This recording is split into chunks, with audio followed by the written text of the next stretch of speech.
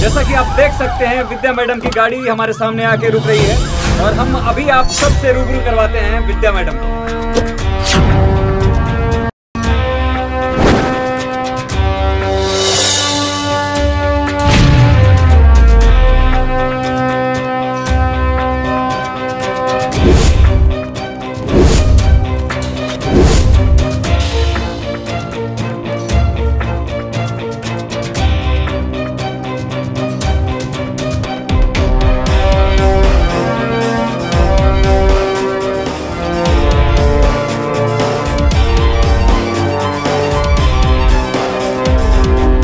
सारे एसओ आ चुके हैं? Yes ma'am.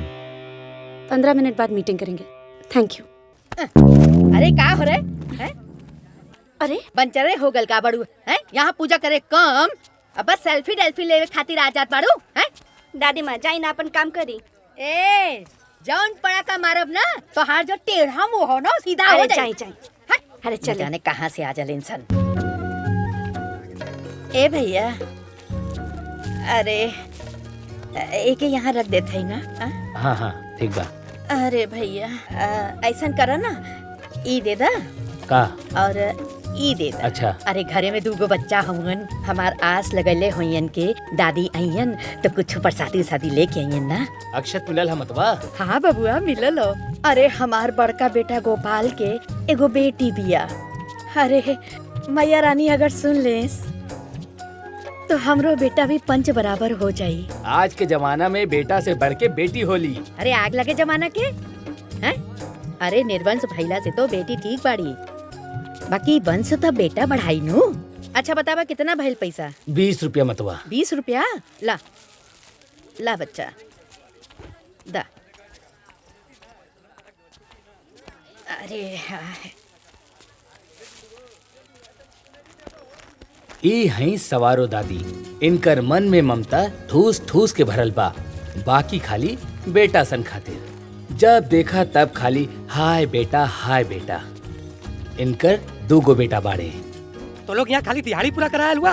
अरे काम करा काम। ई बाड़े इनकर छोट बेटा मनरेगा में सुपरवाइजर बाड़े। नाम बा बच्चू। अरे तू लोग ना बतावा सवेरे से खाली एक बित्ता काम भैल हो वहाँ तक संजाले न भैल ना वो लोग के बताओ थे हम हैं? अगर शाम तक पूरा काम ना किला तू लोग तो सबका एब्सेंटी लगी। प्रधान जी का आदेश हो। और ई बाड़े सवारो दादी के बड़ बेटा गोपाल। इनकर ही वंश बढ़ावे खातिर दादी तड़प रहल बाड़ी। काहे कि गोपाल के सिर्फ एगो बेटी बिया। हाँ भैया आ गेला। इला ठीक बा। का बुना भगत? अरे सवारी वारी मिला लगे आरामे बा। अभी तावत बनी चलो। ए बाबू रुका रुका रुका रुका। ए बुना भगत तलिन के छोड़ दा। तू तो जानते हवा ना कि हमरे बेटी का स्कूल से छूटे का टाइम हो गला। आवा जा भैया ऊपर बैठ जा।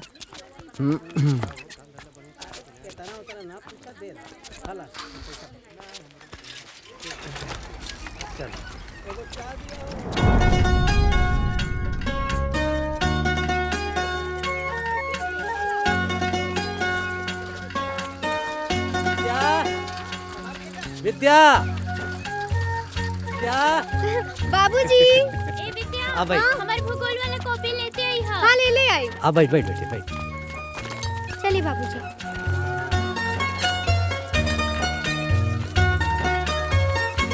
पता बा बाबूजी आज स्कूल में इंदू के पिटाई हो गई ला। कहाँ है? अंग्रेजी के होमवर्क ना कैले रह लिया। तू हम तो रतिये के कैले ले रहनी। आ दादी का कहत रहनी काल विद्यावा सूझ जो नहीं ता थप्पड़ खाइबी। बाकी हम तो जानत रहनी है जे होमवर्क ना करी उ जरूर पिटाई। यही से काल रतिये कैले नी। हमार बिटिया कितनी समझदार हो गई बिया।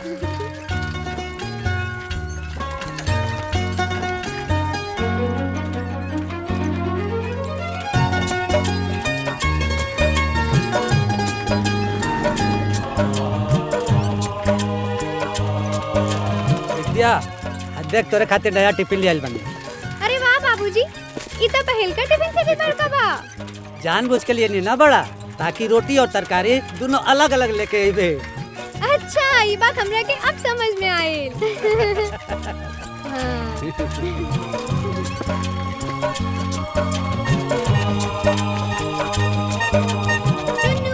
दीदी आवा आवा जल्दी आवा। बैठा बेटा चुन्नू जल्दी बैठा बेटा। चुन्नू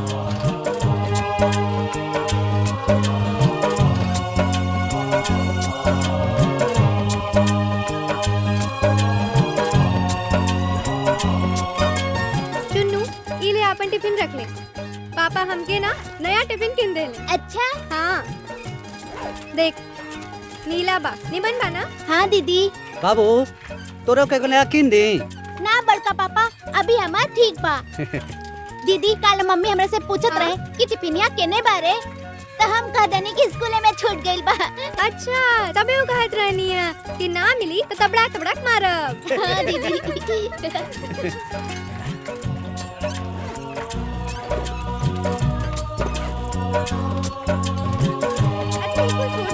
ये बताओ आज स्कूल में पढ़ाई का कब है?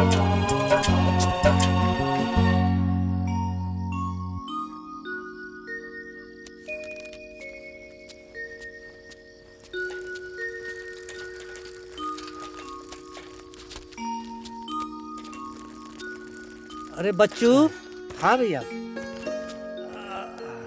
बाबू इतना लेट कहाँ हो गल।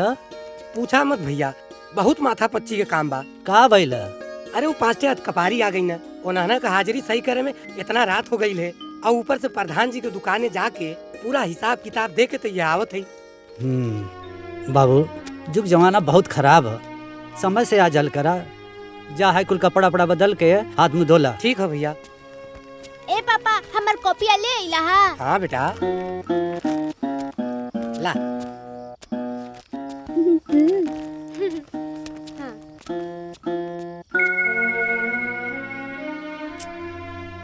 अरे सोचत का है हैं? लालटेन जलाओ लई माचिस। हाँ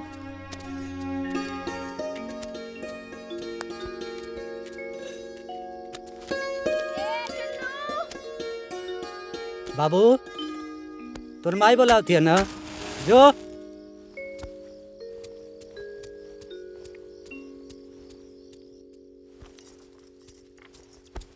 माई है लुका के खा ले। तोर बाबूजी पेड़ा लेके आइल बड़े, ले खा ले।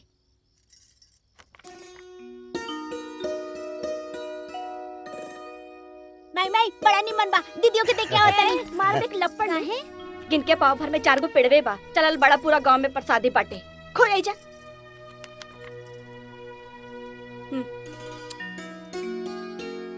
बड़ा सोन महकता। हमो खा के पानी पी ली का। माई माई बांध के रख दा तू, हम कल सुबह टिफिन में लेके जाई। खाली तोहरे मुंह बा का। अरे लड़का कहत है एक दिन तू मुंह ना चलेबू तो ना चली का। ये रख दा कल टिफिन में लेके जाई।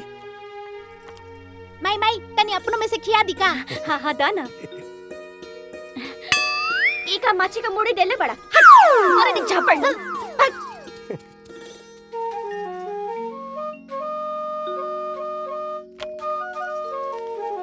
अरे रख दा, जब लड़का कहलस रख दा। जब देखा तब खैले बदे परेशान।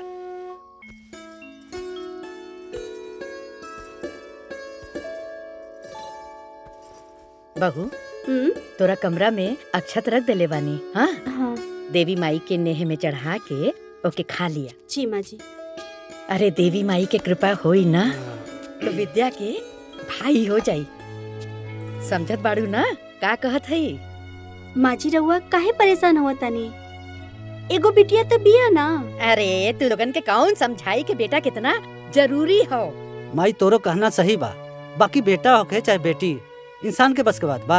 हाँ अरे भगवान जौन दे दे ना आशीर्वाद के रूप में तो खुश होके चाहिए। हाँ तो अगर भगवान दे दी हाँ तो के फेंक देबा का। अलग अलग परिभाषा में हमके समझावत हुआ। अरे अभी तू लोगन के कौन सा ज्यादा उम्र हो गई। अरे ई उम्र में तो लोग अभी बिया करलन। देखा लाइनों आ गई, हम सच्चो कहत है ना। अरे के छोड़ा, तू तो समझत हो ना। जी। जा जाके आराम करा। जा जा।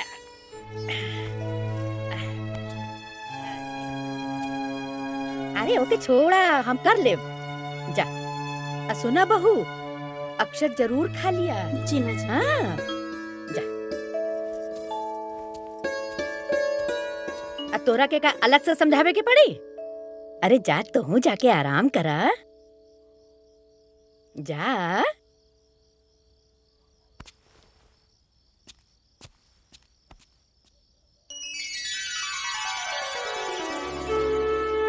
अरे बड़ा गोड़ पिरा था। अरे चल ना जाता। अरे राम, ये चश्मा भी धुंधला हो गया, दिखाई न पड़ा था। देखी पूछ के। अरे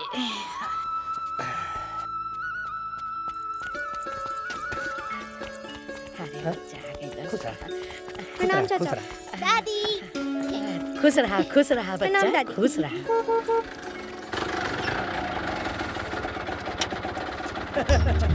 ओ दीदी, मामा आ गइले, मामा आ गइले। प्रणाम मामा। खुश रहा। जीजा जी हाँ? बढ़वा दे दी, खुदरा नहीं खे। तो छुट्टा करा के चले के चाहिए ना। अरे जब रउआ बटले बाटी त का सोचे के बा? मामा मिठाई ले आई बड़ा।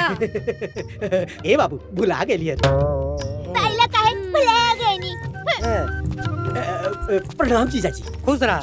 ई का ले ले हवा। सोचली है कि 2-4 दिन रहे के बा तो गंदा कपड़वा ले ले नहीं हो। दीदिया 2 दिन हो। फिर आ गइल देखा। कितना भइल तुम्हार भाड़ा हो? प्रणाम माता जी। अरे बाप रे, पिटिया तोड़ डाली। अरे भाई रे। अरे हमार बेटा तोहार बहिन के मांग टिकले बा, तोर नहीं। बानर कहीं का जब देखा था मुंह उठा के चलावे के बाद। गजब बेइज्जती हो भाई। का बेइज्जती है? तुम्हार कोनो इज्जत रहे तब ना बेइज्जती हो। तोरे जैसन नंगन का इज्जत? जा, तुम्हार बहन हुआ जोहत नहीं। जा। ठीक बा। जब देखा तब उठा के मुँह चली आओ। ठीक बाड़ू ना? आवो भैया। अच्छा चला ठीक बा। चला।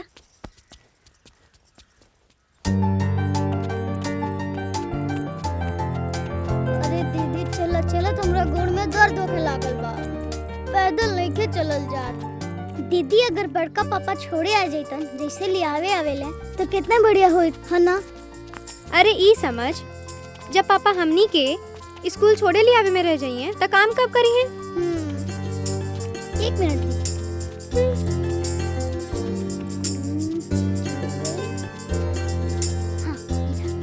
अरे भुला गईला, हमार टिफिन किना गइल बा। अरे दीदी हमके पता बा कि तोहार टिफिन किना गइल बा, खोल के तो देखा। अरे ई तो पेड़ा बा। खा ला। ई कहाँ से रे? अरे अपना चोरी मम्मी से चुरा के लाइल बनी। ए बदमाश, मम्मी के कुल ना कहल जाला। काल पापा पेड़ा लेके आइल रहन तो हम कहनी हा कि दीदी के दे के आओ तनी तो जाना तारू का कहली हा? का कहली है? कहत रहली कि 1 लपड़ मारे एक पाव में 4 गो तपेड़े बा और चल्ले गांव भर में प्रसादी बाटे। अच्छा। तो फिर हम दिमाग लगौनी और तहरा खातिर पेड़ा लेके आ गईनी। अच्छा। तू खा जा दीदी। अरे दीदी हम खा ले बानी, तू खा। ते हमार छोट भाई है ना, भाई बहन के आपस में मिल बांट के खाए के चाहिए। पहले तय खो फिर हम खाई। चल। पेड़ा निमन बना दीदी। अब भाई अपना बहन क्या ना जाए तो कहाँ जाए? हाँ? ना जाने बुढ़िया के कौन दाल गड़त रहेला कि हमरा भाई के देख के ओकर देह में पानी पड़ जाला। छोड़ न दे दिया। वो कहा वैसे भी बुढ़िया के थोड़ी न मालूम बा।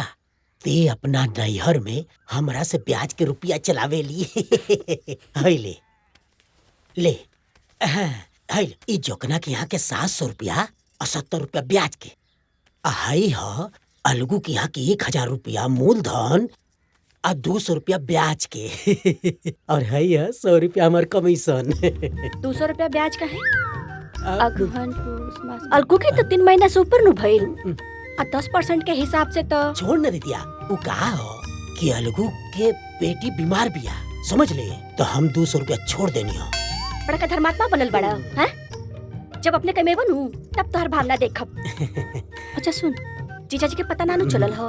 हे दीदिया, जब ही तोर श्रवण कुमार भाई बा तब तोर हर राज हमरा जमीन में एकदम दफन रही।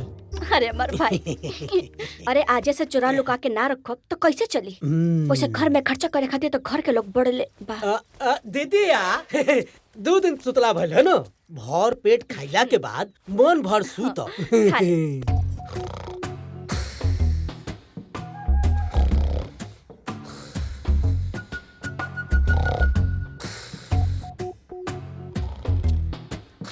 अरे बड़की बहू, ई देखा है।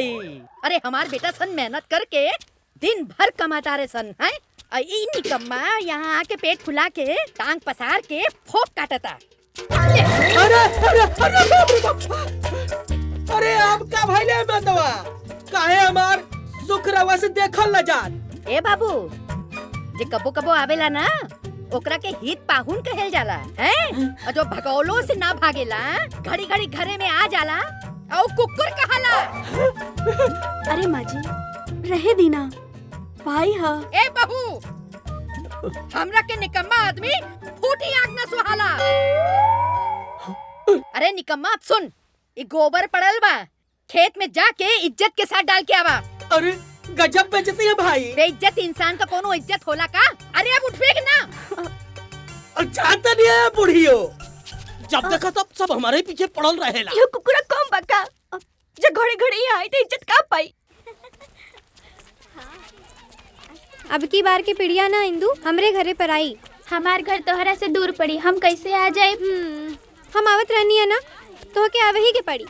ए विद्या, हमार घर तोहरा से बहुत दूर बा, रात में अकेले कैसे आई? ओने से तू अपन बाबूजी के संगे आ जाइया, एनी से हमार बाबूजी तो के पहुंचा दी। अरे बेटा हाँ? चल बे। आवत आनी बाबूजी। अच्छा हम चलत आनी, पिड़िया में आए भुलाइया मत लोगन। Bye bye. चलिए बाबू।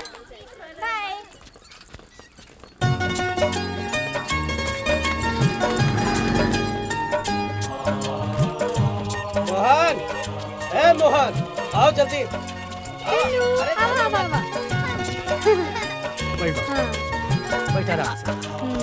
चले बाबूजी।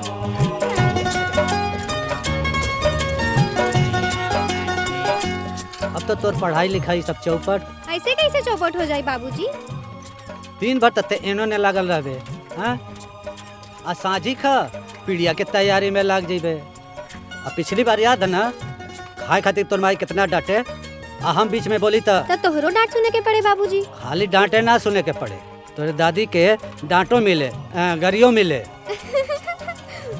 बाकी अब तू बड़ हो रहा बाड़े, ये कब चली बेटी? ये तो हमेशा चली बाबूजी, काहे कि हमार एक ही तो भाई बा। दीदी, हम तालाब में सुगा पंखी के दाना देखनी। हाँ। अच्छा अच्छा, तब तो रो पूरा तैयारी बा। अब तते अपने माई से रोज पिटेबे। काहे पिटाई बड़का बाबूजी? अब विद्या के साथे लागल रहबे तब कुल पढ़ाई लिखाई चौपट होई ना। पढ़ाई करे खातिर तो पूरा दिन बाटे बाबूजी, पिड़िया तो रात में लागेला। हरिंदर भैया अपने लड़किया खातिर लड़का खोजत हुन, मिलते ना? कहाँ है बच्चों? कहा ना लड़किया बहुत पढ़ल लिखल है, तब पढ़ल लिखल लड़का भी चाहिए और लड़का के दहेज भी देख चाहिए। बेटा, हम तो के पहले भी कहत रहनी कि लड़की जात के ज्यादा पढ़ावे के ना चाहिए, लेकिन तोहार जिद के आगे हम कुछ न बोलली। लेकिन अब 10वीं के आगे एके मत पढ़ावा। अरे माई तू ना। अरे का माई, देखत ना हुआ दुनिया जहान में कितना आग लगल हो है? अगर लड़की ज्यादा पढ़ जाई तो ओके लड़का ढूंढे में बहुत परेशानी हुई। फालतू की बात बतिया। काहे अम्मा, पढ़ल लिखल लड़की के ब्याह ना होला का? होला काहे ना दीदी, बाकी दुनिया भर के दहेज तो देवे ही के पड़ेला ना। तोहार बोलब जरूरी है का? चुप ना रह सकतू? अरे काहे डांटा था, वो तो सही कहती है। 4 लोग जब बतियावे ना तब बीच में ना बोलल जाला, बुझलू? हम अपने लड़की के ऐसा बना दे, इतना लायक बना दे क्योंकि पढ़ाई लिखाई रंग रूप देख के ना लोग टप से तैयार हो जाए ब्याह खातिर। जमाना बदलत है माई। कहो बच्चू। ठीक कहत हुआ भैया।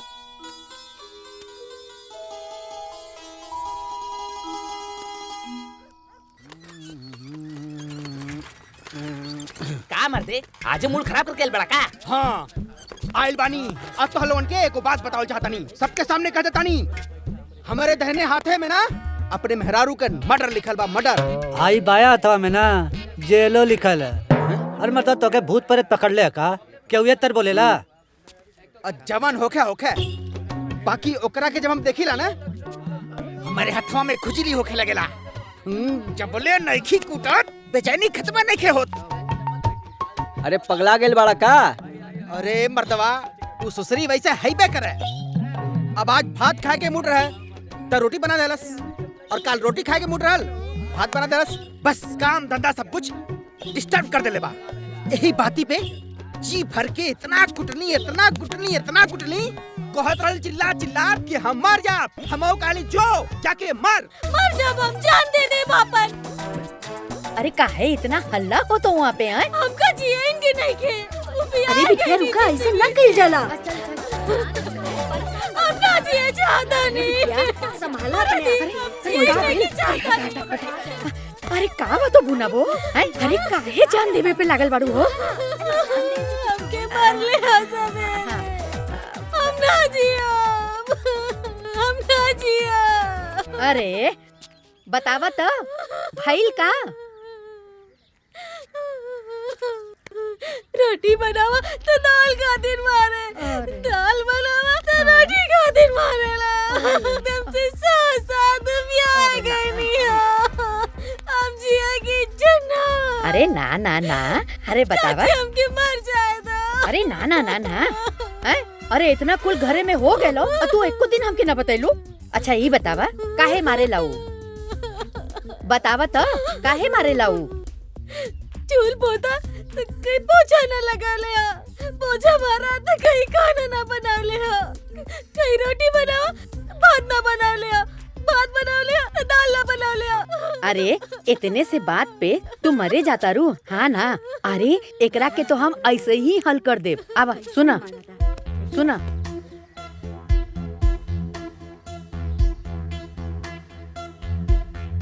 हाँ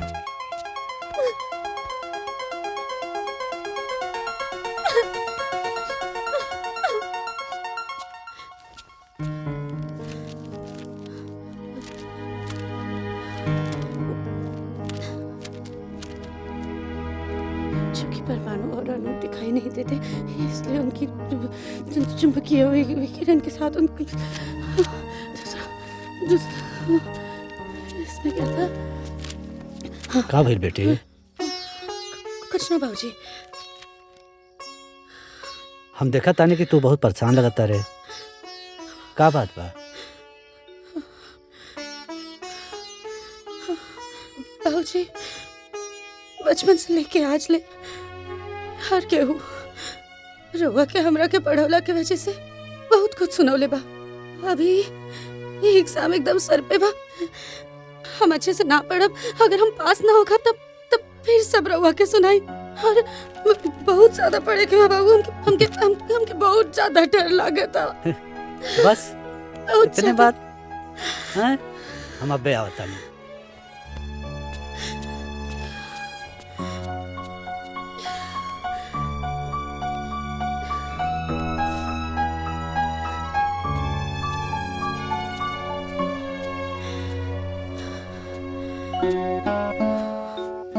बेटी, इंसान के अगर सबसे ज्यादा कोनो चीज कमजोर करेला ना तो वो है डर।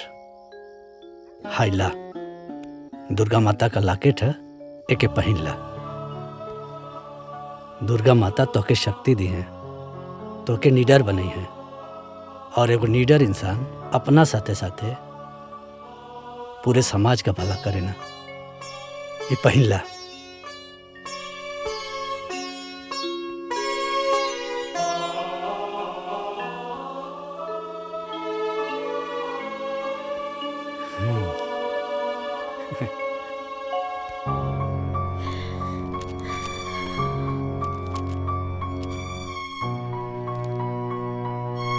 उसके ऊपर डिपेंड करता है कि उनका मैसेज कैसे काम कर रहा है, जो हमारी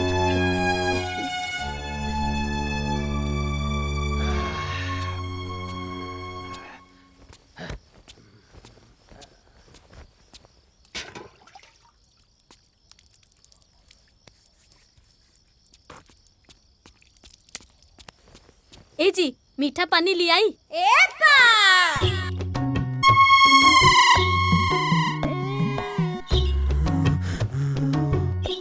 खाना में का बनल है? रोटी सब्जी। रोटी सब्जी? काहे? चावल दाल ना बनल है? चावल दाल भी बनल बा। रोटी सब्जी चावल दाल हमके ना खाएक बा, हमके सतुआ खाएक बा। सेतुआ भी घोर के रख ले बानी।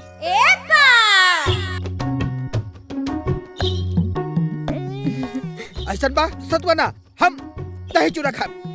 चूड़ा दही भी भिगा के रख ले बानी। हैं?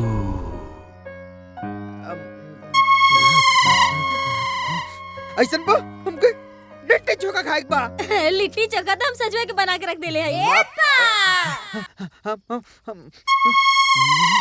ऐसा बा चल निकाल चल।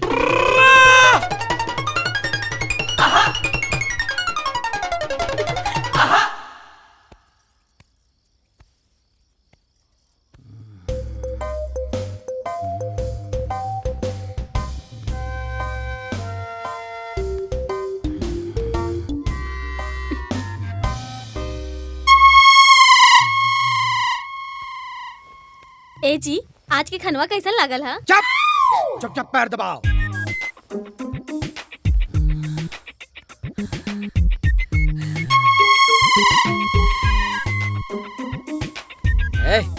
हाई जोन झिलमिल झिलमिल ऊपरा करत या आसमानमा में।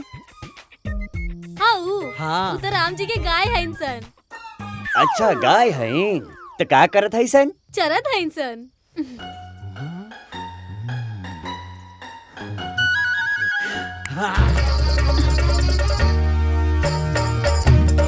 हरामखोर, जब तोरा के मालूम रहे राम जी का गैया ऊपर चत रहनी है, टंगना में काहे बिछोना लगोली आए? अगर कहीं कोनो गैया हमारे करजवा पे गिर जात तब?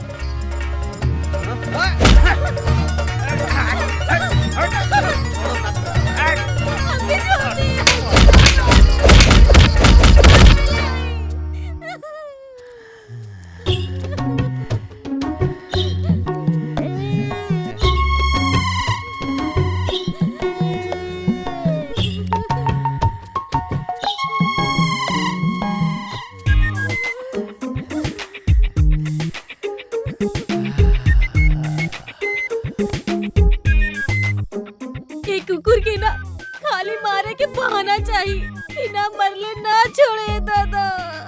अब पूरा जिंदगी मार खाए खाए के गुजारे के पड़े।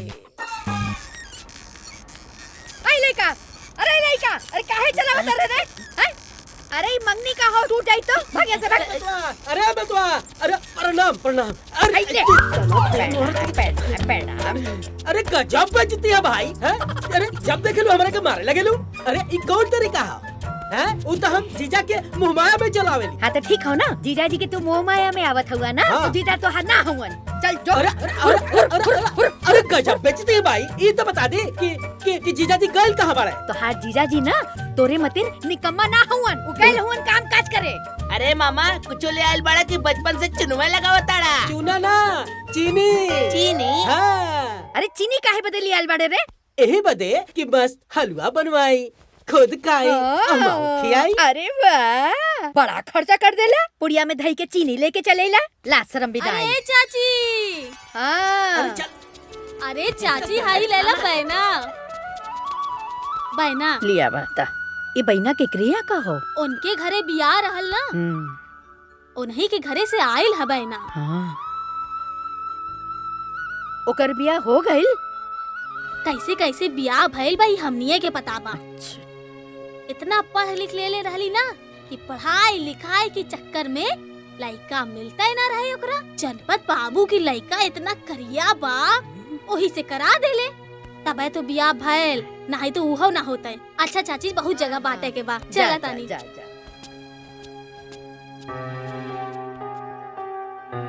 एगो हमरे घरे में लड़की है, हमार बड़ी पगलेट बेटा है। ओके ESC BSc सब करावत हो। पापा हम पास हो गई नी। तू पास हो गई? अरे ये बूढ़ा भगत, आज देखा हमारी बेटी पास हो गई। भैया हमारी बेटी पास हो गई। अरे वाह, प्रणाम चाचा। खुश रह। ए अशोक भैया, हमारी बेटी पास हो गई लो। आ बेटी बैठ। बड़ी खुशी की बात है। ए तपेश्वर बाबू, हमारी बेटी पास हो गई। ला बेटी। ए रामू भैया, हमारी बेटी पास हो गई लो। हे लाल बहादुर भैया, हमारी बेटी पास हो गई लो। अरे बहुत बढ़िया बात है भाई। ए राजेंद्र भैया, हमारी बेटी पास हो गई। कटे काका, हमारी बेटी पास हो गई। ए राज बहादुर भैया, सबके चाय पिया हुआ, हमारी बेटी पास हो गई भैया। जगमोहन चाचा, हमारी बेटी पास हो गई। ए धर्मेंद्र बाबू, हमारी बेटी पास हो गई। ए दिल्ली बाबू, पास हो गई हमारी बेटी। एक किताब काका, हमारी बेटी पास हो गई। एक महीना भैया, हमारी बेटी पास हो गई। अरे जवान के नाम रोशन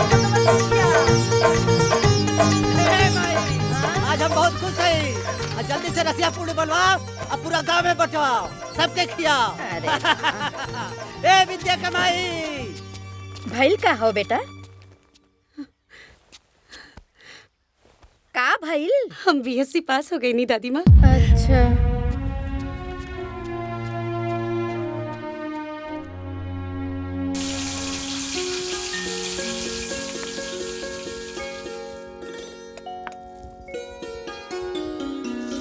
एगो दे बेटी। एक अच्छा जी। बच्चू सब्जी बहुत बढ़िया बनल बा ना? हाँ बहुत बढ़िया भैया।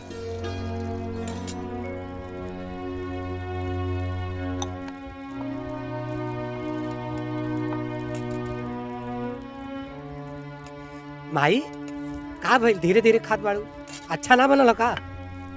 ए बाबू, हम एक के हाली सब बोलब और तू लोगन के जौन जौन बोले के हो तो पहले बोल दा। अरे माई केहू कुछ ना बोली, बोला जौन तो के बोले को हो। हाँ तो अब पढ़ाई लिखाई बहुत हो गलो, अब विद्या के बियाह खातिर लड़का देखल शुरू कर दा। अरे हमनी धनपत सेठ की तरह इतना बड़ा धनवान ना है कि लड़का खरीद लियल जाई। हाँ जौन कहतानी साच कहतानी। अरे माई हमार बेटी जौन पढ़ाई कैले है ना, हाउ कागज मिलेला का कहल जाला? अरे सर्टिफिकेट। हाँ सर्टिफिकेट। हाँ। आ जेकरा लगे रखम ना, सब चिल्ला चिल्ला के कहे कि हम बियाह करब, हम बियाह करब। अरे भगवान करे ऐसन हो। हाँ? लेकिन जमाना में आग लगल हो बाबू, लड़का खोजत खोजत चप्पल घिस जाला। हाँ हम तो कहत हई ढूंढल शुरू कर दा तू। माँ जी एकदम सही कहा तानी। हाँ। अब्बे से लड़का खोजत तब 2-4 साल में मिली। हाँ। खोजा लड़का। अच्छा तो तू बोले लगलू? अरे हमरे बेटी का बियाह यूं है यूं।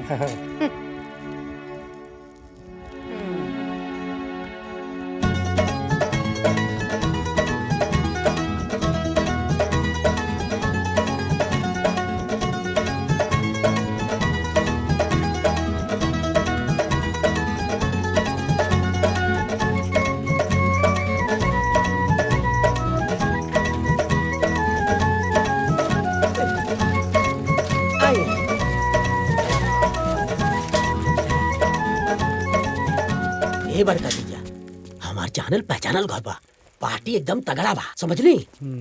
लइका बा कंप्यूटर के कोर्स करेला, कौन और जगह जाए जरूरत नहीं खे, समझली? एकदम खुल के बात करी। आई आई भैया। हाँ के? अरे प्रणाम प्रणाम प्रणाम। आई आई आई दे तनी कुर्सी बैठी, बैठल जा बैठल जा बैठल जा। चला बैठा बैठी बैठा। आई आवा ला ला। अरे हरिया तनी चाय पानी ले आवा। बताई जी, यहाँ कहीं गोपाल बाबू और बच्चू बाबू हमार जीजा जी, अरे यहाँ के दोस्त है और हमरा के जनते बानी। देखा भाई साहब, हमके बहुत घुमा फिरा के बतियावे ना आवाला। आपके यहाँ बहुत लड़की वाला आयल हुए बियाह शादी करे बदे, पर हमरे भतीजी के कौनो जोड़ नहीं खे। अच्छा भैया दिखावा ना। हाँ लाई। हाई देखी सर्टिफिकेट 10 में 92%, हाई 12 में 94%, हाई बीएससी 96% फर्स्ट क्लास। हाई हमारे बिटिया का फोटो बा विद्या। देखी देखी लड़की रूपवान और गुणवान बा। आज के डेट में सबके लड़की रूपवान होले गुणवान होले, लेकिन दहेज कितना देबो ई बताओ। अरे महाराज दुल्हन ही दहेज होला। ये सब कहे कहावे वाली बात है, कै लाख देत हुआ ये बताओ। देखी जी हम रिक्शा चलाई ना, नगद देव के तो शक्ति नहीं खे, बाकी राउर श्रद्धा हम जरूर करब। ए ले जाए के लेके जो यहाँ से, ऐसे कहीं भी आता है होला का? अरे कै लाख नगद देत हुआ ए पर बात करा। जा जा यहाँ से।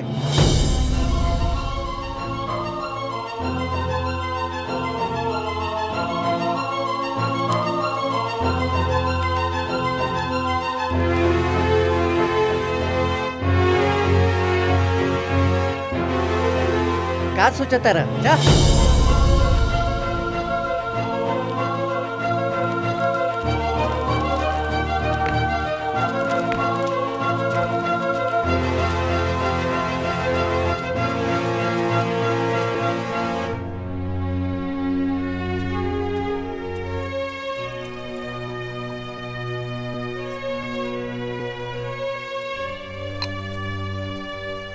हम कहत रहली के लड़की के आगे मत पढ़ावा, लेकिन हमार कौन सुनत हो, झटकार दिलन सन। अरे माई तू परेशान मत हुआ, दुनिया में बहुत लड़का मिले। ए बेटा, ई उम्र में ना हम समाज का परिपाटी कुल जानीला हैं, और तू लोगन का जनबा हैं? अरे 5वीं पढ़ा देता और कोनो रिक्शा चलाए वाले का लड़का के साथ में इकर बिया कर देता, और पढ़ावा एसी वेसी तल्ला लड़का को जा। अरे माई बेसी अंतर ना रहे, बस दहेज के लेकर थोड़ा ऊंच नीच हो गई, बाकी सब तो ठीक है रहे। कहो दहेजे तो असली काल बा। माई तू चिंता मत कर, हम दोनों भाई मिल करके कर ले हल बिया। हाँ तो करा, जौन मर्जी करे तौन करा।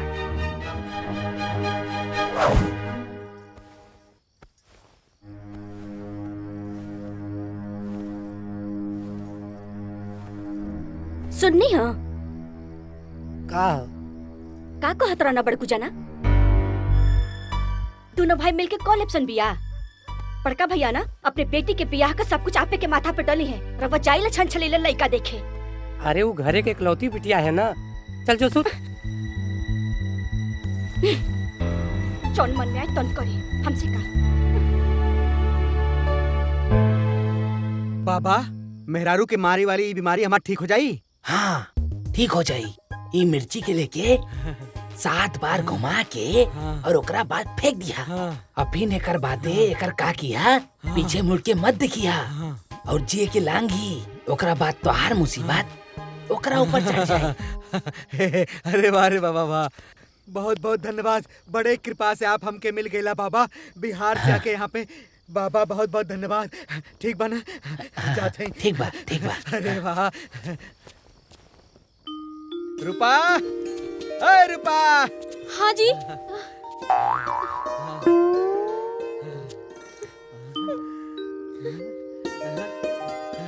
अरे बाबा जी के टुटका काम आ गल, हमारी बीमारी ठीक हो गल।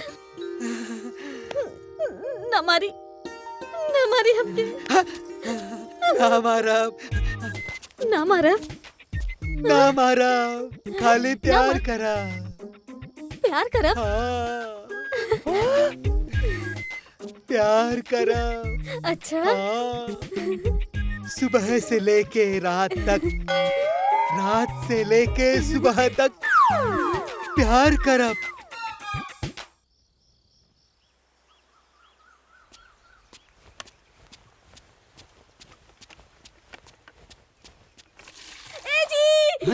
जल्दी जी। अरे अब का हो गया भाई? रुका देखी। यहाँ देखा काका फेकल बाजी, कहाँ देखा? अरे यहाँ का कर खाती आइल रहलू? कचरा फेंके। अरे कचरा फेंके के और कोनो जगह ना रहल का? अरे तोहा कितना बार मना कैली, का जरूरत रहे वहाँ कूड़ा फेंके लगा? अरे झाड़ू पोछा के लिए हो तू, जाके नाश्ता पानी सब कुछ बनौले हो तू, बिना मतलब के तू अपन कूड़ा पे।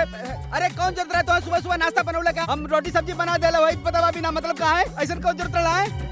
चुप।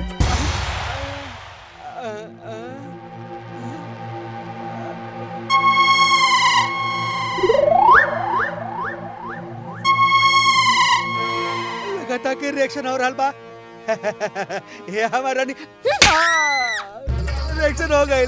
देर बोलबे? नहीं ना बोलब। काहे ना बोलबे? दूध कालो ना बोलब। बोल। बोलत नहीं। मत बोल।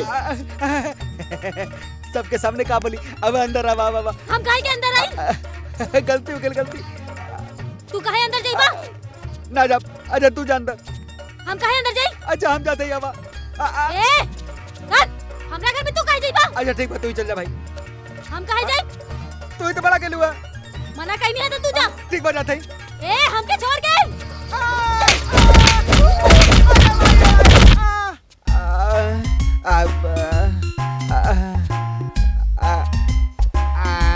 बाबू, बाबू, अरे बाप रे बाप, अरे ट्रकवा कहाँ खो जा? अरे माई रे माई, अरे माई, ऐसा करनी, ऐसा मारनी,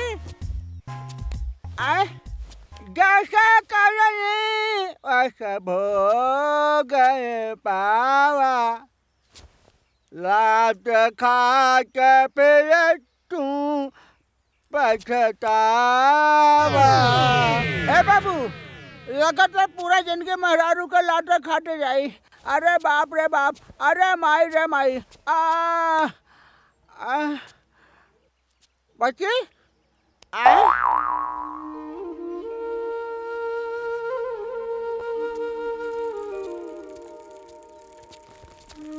गोड़ लगत है भाई। जाता खुश रहा, खुश रहा।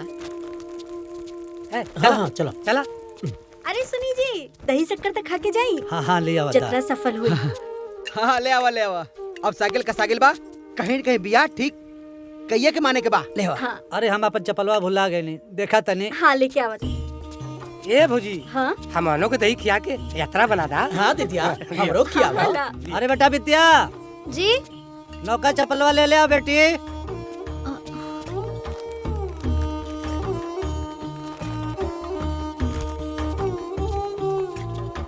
हाँ ले आओ बेटी। दा ली। अरे देवी माँ का कृपा रहे कि शादी ब्याह सब अच्छे से पक्का हो जाए। न तो कहल जाला कि बेटी का बिया पक्का करे में बाप का चप्पल किया जाला। अरे अम्मा जी, सब सब बोली ना। अरे माई तू भी कुछ भी बोले ली ना, सब बढ़िया हो गए। चला चला चला लो।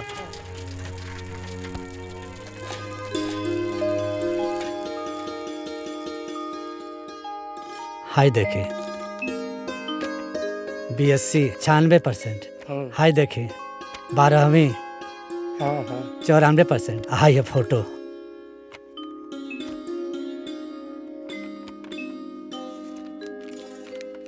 ये मार्कशीट और नंबर से हमरा के कोनो मतलब नहीं खे।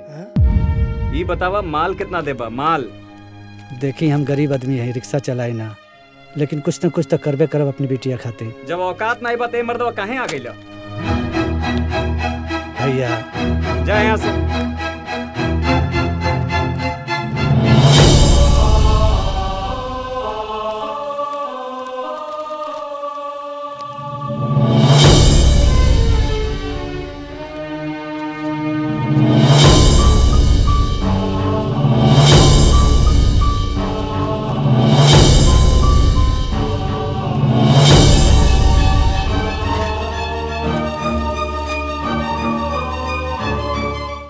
विद्या जी तनी धोती कुर्ता चप्पल ले आवा बेटी।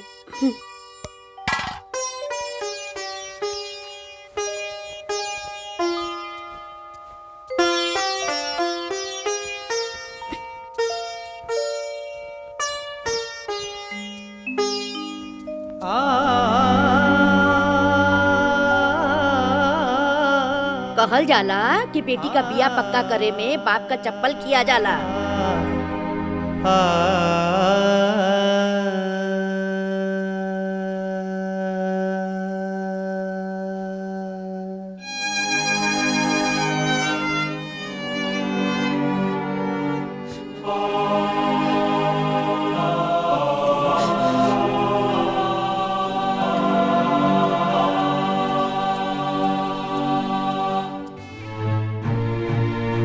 और बेटी हमरा पसंद भी है। जयवीर जी भाई फोटो ले जाके अपना माइक दे देता जी। वो देख ले लिए आप लोग। अरे नहीं आप नहीं, अरे आप नहीं लिए आई नहीं अच्छा माई की पसंद भी है।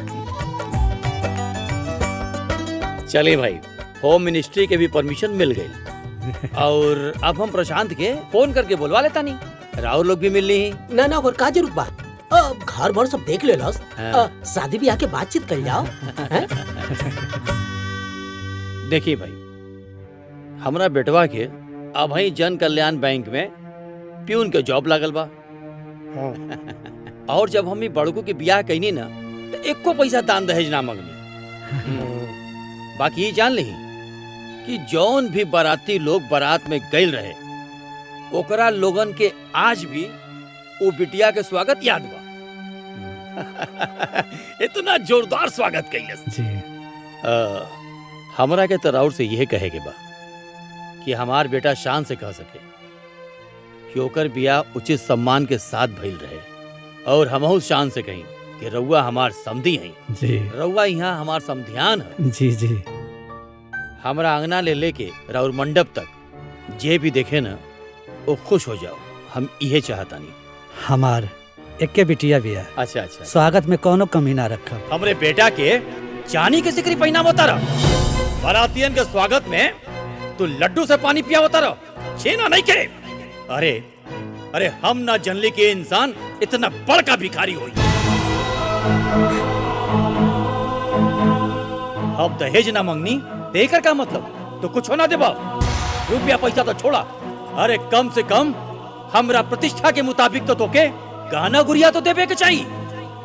बाहर तो ये सुने में आवता कि जौन गहना तो अपना बिटिया के पहनीले बड़ा वो असली सोना ना है। अरे गोपाल बाबू, तू तो हमार प्रतिष्ठा पूरे समाज में मिट्टी में मिला देला। तुहार बिटिया कितना सुंदर बिया, ओकरा के कितना नंबर मिलल बा, ओकर कोनो वैल्यू नहीं खे। वैल्यू मतलब जाने ला, वैल्यू मतलब समाज में प्रतिष्ठा चाहिए। जाना तारा पतो तो कैसनो चल जाई, बाकी लोग का देखेला, दान देखेला, दहेज देखेला। अरे जब तुहारा औकात ना रहल तो काहे हमरे दुआरी पर अइला। एक बात कान खोल के सुन लो गोपाल बाबू कि भिखारी के दामाद भिखारी होला।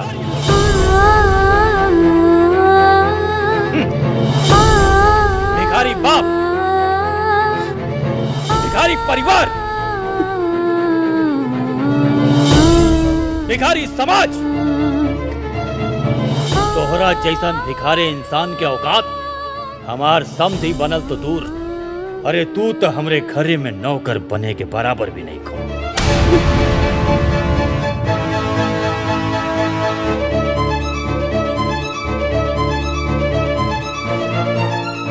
चल चलो जल्दी चल। समधी भाई रुकी, अरे छोड़ा नहीं, सब रोवे धोए का ड्रामा। समधी भाई धोखेबाज कहीं का। समधी भाई हमारी बेटी की जिंदगी बर्बाद हो जाए। समधी भाई चल भाई गाड़ी में, समधी भाई रुक जाइए, गाड़ी में जल्दी। बेटी की जिंदगी बर्बाद हो जाए। इस आदमी बात छोड़ी समधी भाई। चल ड्राइवर।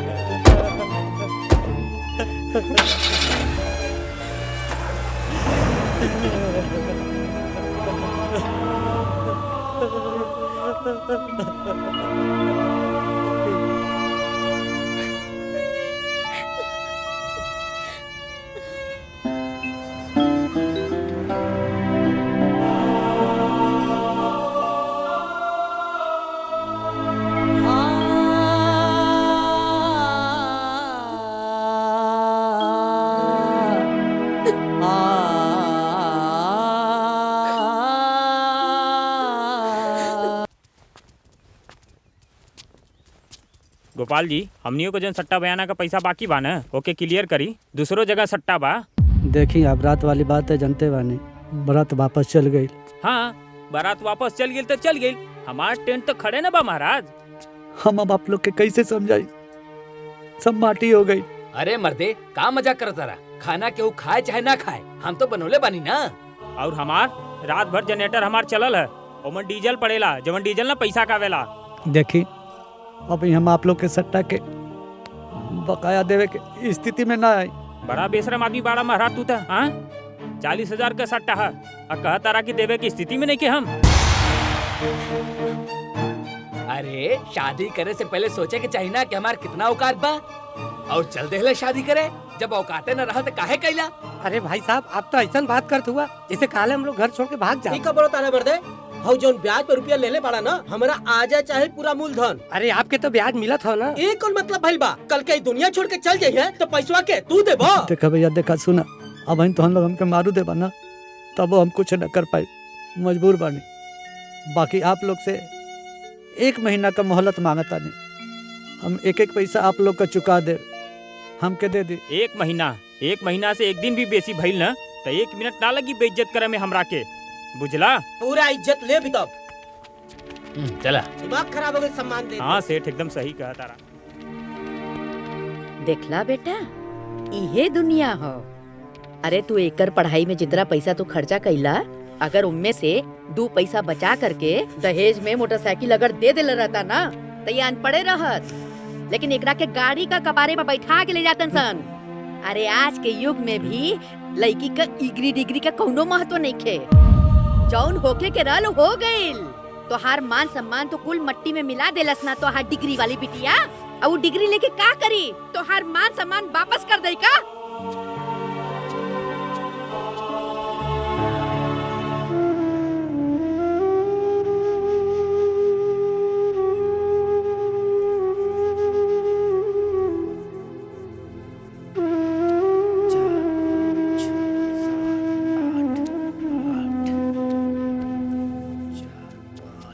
बड़का जीजा, ए बड़का जीजा, अरे ये सब काम धाम छोड़ी। अरे एगो हम बहुत बढ़िया खुशखबरी लेके आयल बानी। अरे का खुशखबरी है? अरे सुनबो तो मन खुश हो जाई। अरे महाराज बताइए कर बा। ना हम यहाँ केहू के कुछ न बताए। रउआ लोग चली भीतरी, हम सब केहू के सामने बताए। चली चली चली चली, आई आई आई आई, चली चली, बहुत निर्मल खुशखबरी बा। खुशखबरी है, चली, चली, बताइबा। चली, आई, आई, आई, आई। अरे आई लो, ए दीदिया, ए मतवा जी, अरे सब केहू बहरी आई लो। का भेल रे? एगो खुशखबरी लेके आयल बानी हो। अरे कौन सा खुशखबरी बा? अरे ललिता गांव में ताजा ताजा एगो ब्याह टूटल बा। और घर निमन, परिवार निमन, हम तो बातों कर ले बानी। अच्छा जानता नहीं, ब्याह तो यूं हो यूं, खाली हमनी सबके पहुँचला के देरी बा। अरे बेटा, इतना बढ़िया चांस तो बहुत कम मिलेला। जा जाके ब्याह तय कर दा। अरे अब सोचत का बाड़ा? अरे कम से कम कपार पर से भार तो कम हो जाए। हाँ जीजा जी, ऐसा मौका छोड़े के नहीं खे। अरे यह सीजन में बाजा बाजी। और सबसे बड़का बात ये बा कि लड़का पार्टी भी तैयार बा। लेकिन बाबू, बिहार टूटल कैसे? अरे दीदिया, ओकनी के दुआ से ना करे के रहल। लड़का दुआ बा और उम्र लगभग 42 साल के हुई।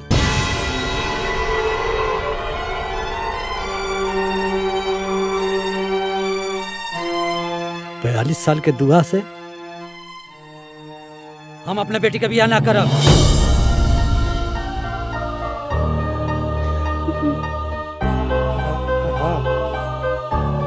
अरे तू पागल हो गए बाड़े? अरे इतना बढ़िया रिश्ता चल के खुद आवता, तू उम्र गिना ताड़े हैं? अभी इतना समस्या भइला। अरे साल 2 साल के बाद में एकरा के दुआ हो ना पूछी। वाह दादी, अब हम रउआ खातिर इतना बड़का बोझ हो गई नी कि रउआ ही कुल सोचता नी। ए बाबूनी, ई पढ़ाई लिखाई कुछो ना होखेला। अपन बाप का बेइज्जती भुला गइलू का? आय? अरे तू का चाहता रू कि तोहार बाप तोहार बिया का चिंता में फांसी लगा कर मर जाए का? आय? अरे ई पगला तोहरा के पढ़ाई ना करेले था, ई अपन मौत के रास्ता तैयार कइले था। बस करी दादी, बस करी। अरे हमू भगवाने के दिहल औलाद हई और वो एगो बेटी हई जेकरा की पूरी दुनिया में घर के लक्ष्मी कहल जाला। लेकिन अपना बाबूजी के मजबूरी के वजह से हम घर के लक्ष्मी से सीधा बोझ बन गई नी। ऐसा कौन गलती कैले बड़े पापा? हाँ? बस हमरा के पढ़ा लिखा दिया ही है ना।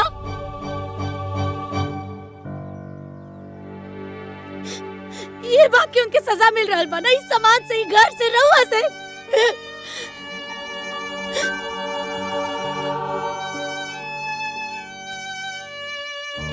बाबूजी, रहुआ हमेशा दुनिया के परवाह कैले बिना हमरा के पढ़ौनी, लिखौनी, यहाँ तक पहुँचौनी। अरे इतना तक क्यों पिता अपना बेटा खातिर भी ना करे जितना रहुआ अपना बेटी खातिर कहनी। बस एक बेर और भरोसा करी पापा, एक बेर और। बस हमके एक मौका चाहिए। हम आगे पढ़ल चाहता नहीं पापा। हम पढ़ लिख के इतना सक्षम बनल चाहता नहीं, इतना सक्षम बनल चाहता नहीं कि सब लोग के बताएं। अगर हमारे बाबूजी बचपन से लेके आज ले हमार दहेज इकट्ठा कैला के बजाय हमरा के शिक्षित बनौले तो वो बहुत सही कैले।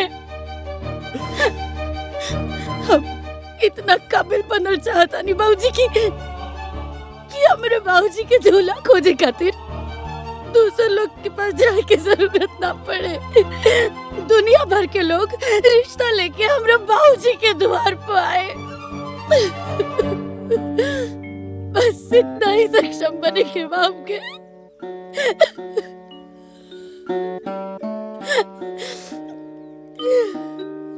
और हमरा हुआ से वादा करे तानी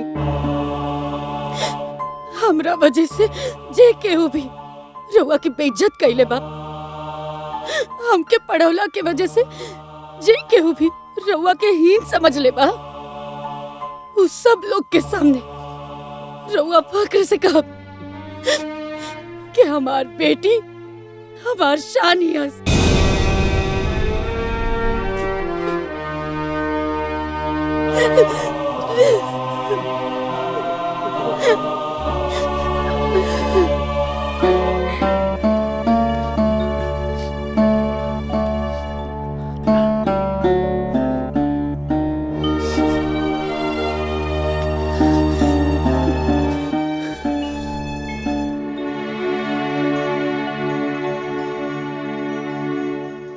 बताई अम्मा जी कतना बढ़िया रिश्ता आयल रहल। बाकी ना जाने कतना बेइज्जती लिखल बा। बबुनी शहर जात बाड़ी।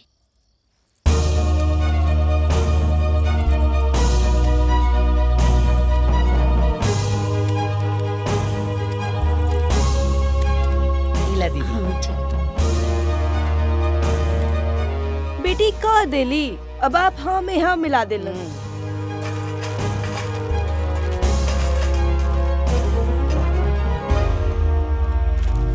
एको बेर रउआ से ना पूछाइल ह।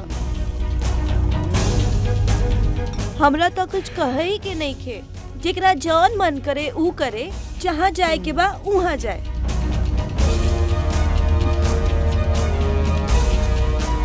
अब भगवान जाने का हुई।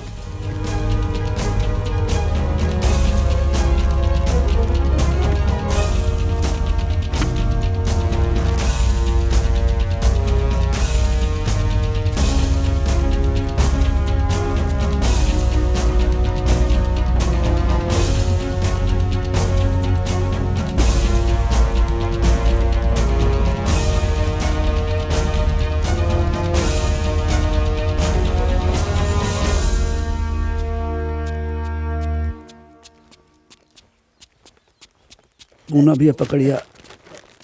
बिटिया देखा, अच्छे से पढ़ाई लिखाई करिया और अपन ध्यान रखिया। हाँ माई, तू भी ना खाना पीना अच्छे से कहिया। ठीक। और बिटिया अपन ख्याल रखिया। प्रणाम चाची। अपन ध्यान रखिए माई।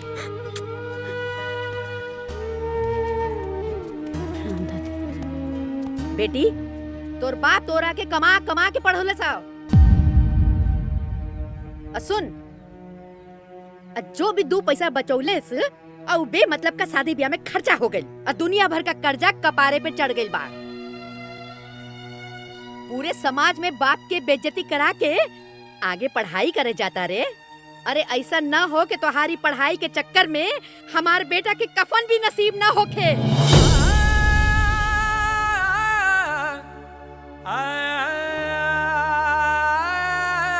ओकरा के कफन खातिर भी हमने के दोसर के आगे हाथ फैलावे के पड़े।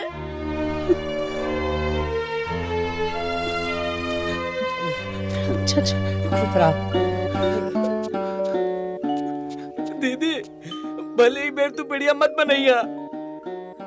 जौना चीज के पढ़ाई तू करे जाताड़ू हमें सफल जरूर होइया। रोवा ना बाबू।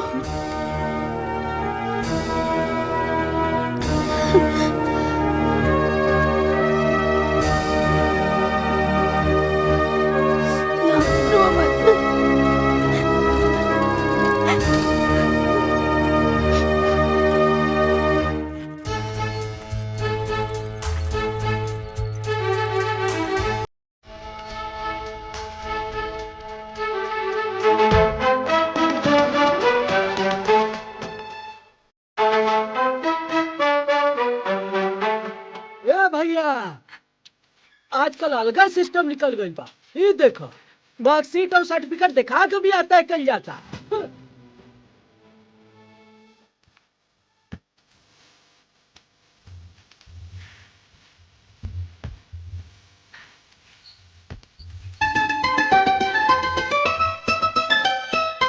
ए भैया, कुछ बेटी ऐसन होली जे अपना माँ बाप के सम्मान बढ़ावेली और कुछ बेटी ऐसन होली जे अपना माँ बाप के भाग्य गिरावेली। इनकरा जैसे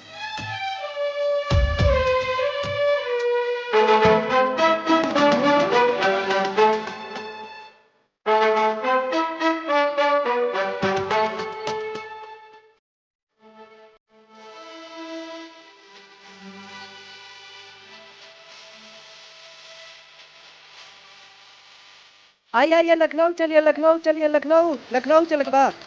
आई भैया लखनऊ चल बा। जाए जाए इलाहाबाद होते हुए लखनऊ। ऐसा मार रखा। ऐसा मार रखा बा। ऐसा मार रखा। हाँ हाँ ठीक। चली चली लखनऊ चली, लखनऊ जाए। हाइयो रखा। हाँ भैया। हाई पकड़ा। ए हाँ हाँ हाँ ए गोपाल ध्यान रखिए अपन। हाँ हाँ ठीक बिटिया बा। वो का कहल जाला की हाँ हैप्पी जर्नी। खूब मन लगा पढ़िया ना। जा बेटा।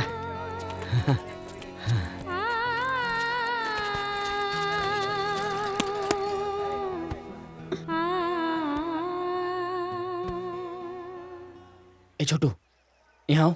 जी भैया।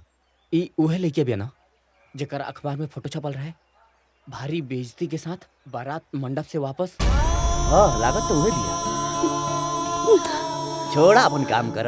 अरे पगली, ते काहे दुखी होता रे? अरे बहुत लोग के बारात वापस गइल बा। ये फालतू लोग के बात ना सुने के चाहिए। तोर बाबूजी हो ना तोरा साथे, हैं?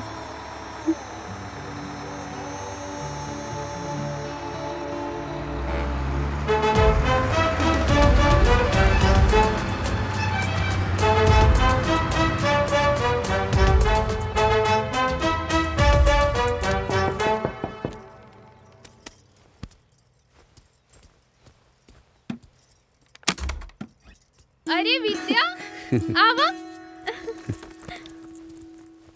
हाय दी चाचा। अल्लाह। बैठी चाचा।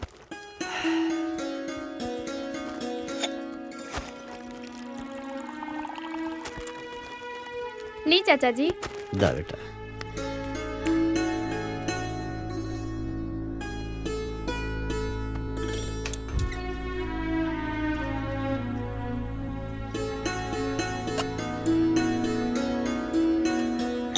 बेटी हम जाते हैं। अरे चाचा जी चाय बनाओ तनी, चाय पी के जाइए। ना बेटा, लेट हो जाए और रात हो जाए। हाय ला।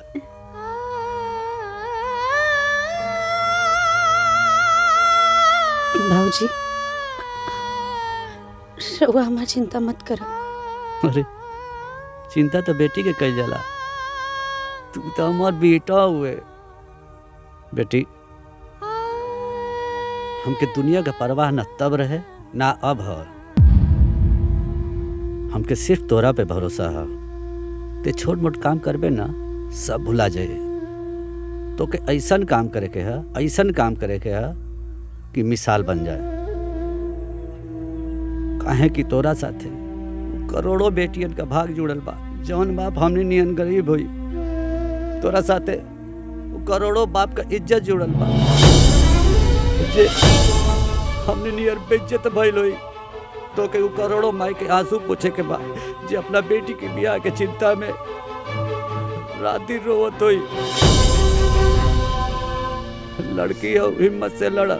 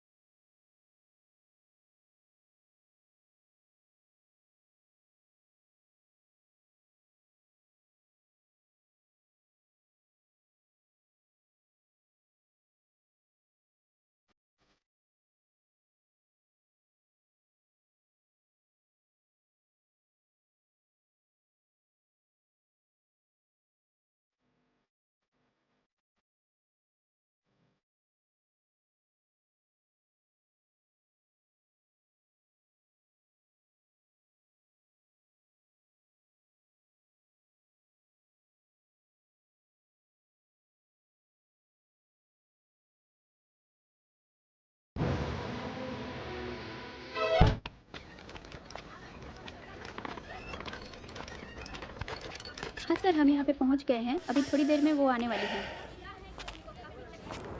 अच्छा।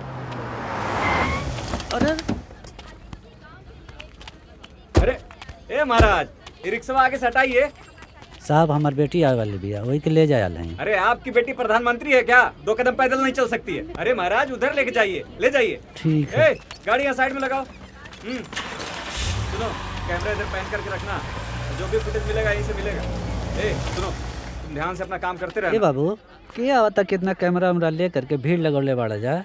अरे चाचा, एगो लड़की यहवे कोनो गांव के हिया, जौन बहुत बड़का परीक्षा IAS टॉप कैले बिया। अच्छा, हमरो बेटी आवत है, वो शहर में पढ़े ले। अरे महाराज, पढ़े खातिर तो दुनिया भर के बेटी पढ़त तारी सन, लेकिन ई लड़की के तो बातें अलग बा। अब दिमाग मत खराब कर, हमनी के वही के कवर करे आइल बनी सन। चाचा तू जाए अपन काम कर, बस आवे के टाइम आ गइल बा।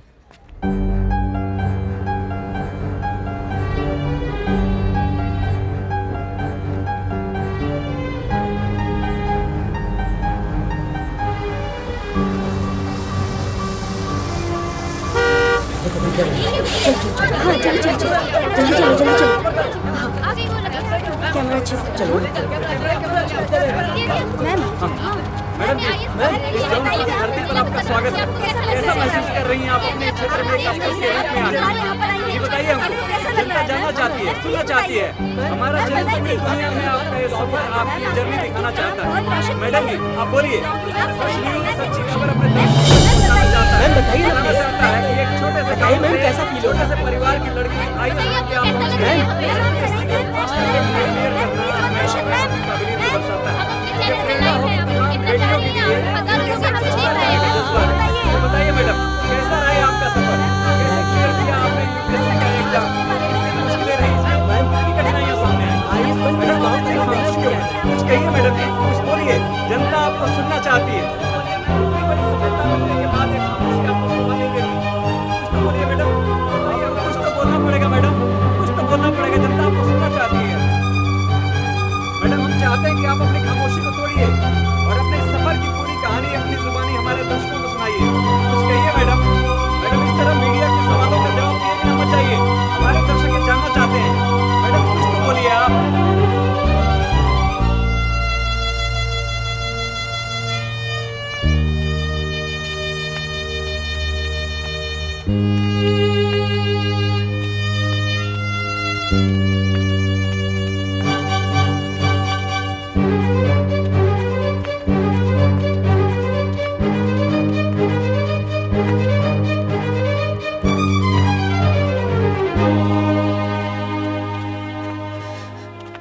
प्रणाम बाबूजी।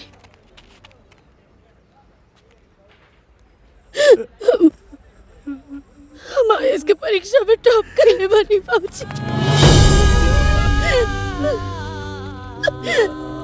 बेटी बेटा अब हम रिक्शा पर बैठा के झूम झूम के चलाई बात। चला अब ना बाबूजी, बचपन से आज ले हम जब भी पास भईनी तब रउआ हमरा के रिक्शा पे बैठा के घुमौनी, लेकिन आज हम ना, आज रउआ पास भइल बानी बाबूजी। आज हम ये पूरा दुनिया के बताई कि हम राहुल बेटी है, एगो रिक्शा वाला की IAS बेटी। आई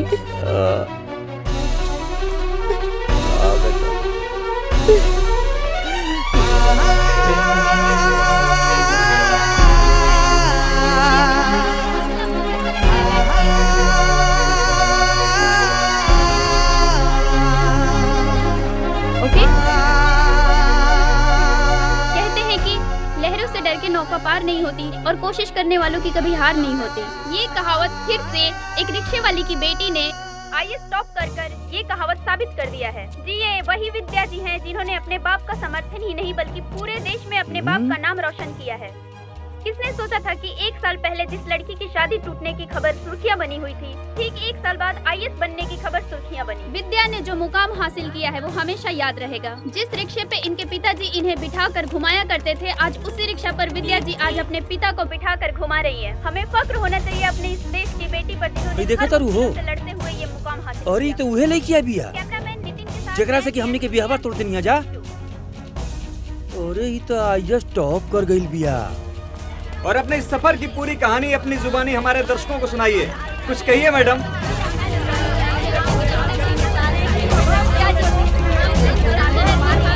अरे विद्या बिटिया रिक्शा चलावती है। मैडम हम चाहते हैं कि आप अपनी खामोशी को तोड़िए। गोपाल भैया ऊपर बैठे ना, जरूर कोनो खुशखबरी बात बा। आप आईएएस बनने के बाद पहली बार यहाँ पर आई हैं। आपको कैसा लग रहा है मैम? मैम प्लीज बताइए। मैम बताएंगी? अरे वाह बिटिया रानी वाह।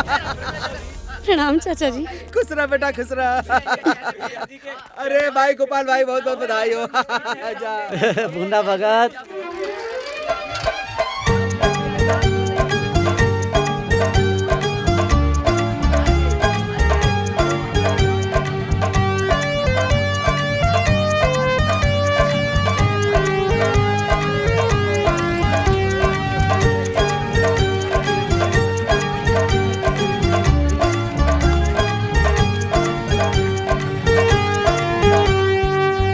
आप इन्हें जानते हैं? जानते नहीं पहचानते भी हैं। अरे हमारी बिटिया है। ओ, गोपाल भैया इसी के ब्याह खोजते खोजते उनका चप्पलवा खिया गया था। हाँ अच्छा। और जिन लोगों ने रिश्ता तोड़ा है ना, आज उनके मुख पे कालिक पोती हमारी बिटिया ने। और जब स्कूल जा रही थी कॉलेज, हमारा सिनेमा चौड़ा होके बम बम हो गया था कि हमारी बिटिया है। विद्या जी, पहले आपके पिताजी आपको बिठा के घुमाया करते थे, अब आप अपने पिताजी को बिठा के घुमा रही हैं। आपको कैसा लग रहा है? बताइए विद्या जी, बताइए।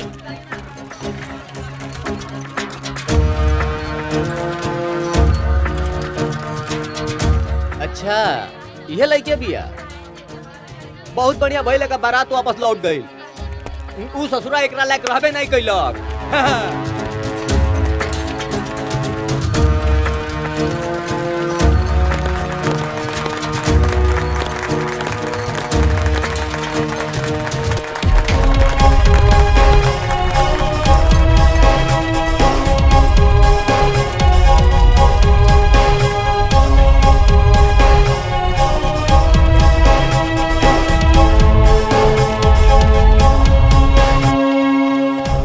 भाई रिक्शा वाले की बेटी तक कमाल कर गई। अरे भाई जे पढ़ाई करी उहे ना आगे बढ़ी। अरे भैया आज हमरा यकीन हो गए, चाहे रिक्शा वाले की बेटी हो या चाय वाला के, लड़की के पढ़ाई के चाहिए। अब हम अपना लड़की के पढ़ाई में लिखाए अफसर ही बनाए।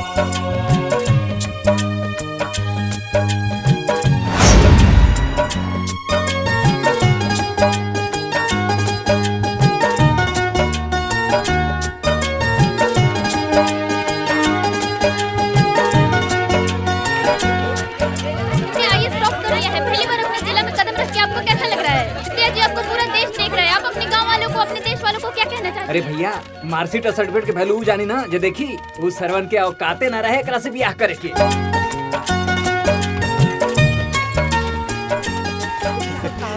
अरे हमरे दुआरे पे इतना भीड़ विद्या ये स्टाफ कर गेल बाबू। हम देख सकते हैं कि ये वही घर है, वही गांव है जहां विद्या जी पढ़ी लिखी और बड़ी हुई। और आज विद्या जी ने सिर्फ अपने माँ पिता का नहीं बल्कि पूरे गांव का नाम रोशन किया है। और यहाँ गांव के लोगों के चेहरे पे जो मुस्कुराहट है वो इस बात की गवाही है कि पूरा गांव खुश है। हम अपने दर्शकों को मिलवाते हैं विद्या जी के दादी से। दादी जी, आप क्या कहना चाहेंगी इस खुशी के मौके पर? आज इनके चेहरे पे एक अलग सी खुशी झलक रही है। आइए इनसे कुछ बात करते हैं। तो दादी जी, आप मुझे ये बताइए कि आपकी पोते ने इतनी बड़ी सफलता हासिल की है, आप इसके बारे में क्या कहना चाहेंगे? अरे ये सब तो ठीक हो, बस एक उम्मीद बा कि हमार बिटिया रानी का बियाह अच्छे घर में हो जाए। आपकी बेटी ने आईएएस टॉप किया है तो आपको शादी के बारे में क्यों अरे सोचना जब है? लड़की सियान हो जाए तो ओकर सही समय पर बियाह हो जाए तो बहुत अच्छा रहला।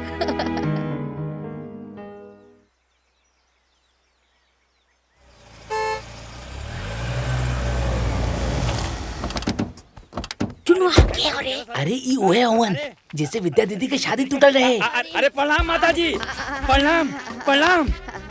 आप देखिए ना आज कितना शुभ दिन बा कि हमार होखे वाली पतो आईएएस बन गई। जानत नहीं हम कि हमार पतो हीरा हो चमकबे कोरी। आ देखी चमक गईल। देखी अब ना हम अपना पतो के बड़ा धूमधाम से ले आए बदे पूरा तैयारी करके आइल बानी। अच्छा अच्छा बैठी, हम गोपाल के बुला के आवत। जाई जाई गोपाल, जय ए गोपाल, अरे गोपाल। हो भगवान, भगवान गलती माफ करा। बड़के पापा जी जे लोग दीदी के बारात वापस लेकर रहले वो लोग फिर से आइल बाड़े। अरे बेटा, भगवान बनवास से आ गए रे। हाँ, अरे उन लोग खुद चल कर आए लवन। अरे बेटा, बाहर बारात उरात सब तैयारी करके आए लवन। ए बेटा, बस जल्दी से तय सब करके हमार बिटिया का ये साल ब्याह कर दा। हाँ चलो बच्ची। बाबूजी रुकी, का भेल बेटी? हमके कुछ बात करे के बा। आई तो अंदर चले। का बात करे क्या? तोरा के मालूम बा? का बात समझ नहीं क्या बता, समझ में नहीं क्या। हमके कुछ नहीं बताया। दीदी का बात बा? का बात बा बिटिया? बात अरे का बा? 2 मिनट, बस 2 मिनट रुकिए। अरे का बताई?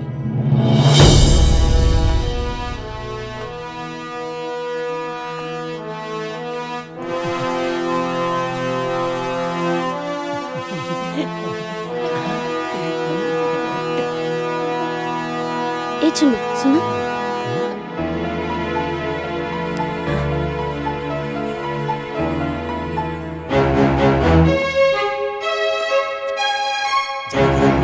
लेकर किस्मत कब बदल जाए क्या जानता।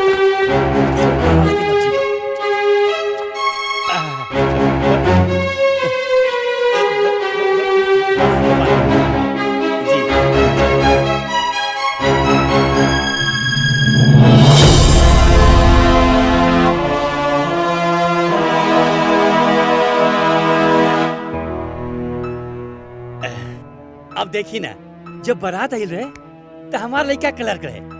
अरे मैनेजर हो गई बा रघुआ लोग के आशीर्वाद से। अब जाने तानी गोपाल बाबू सब संयोग होला।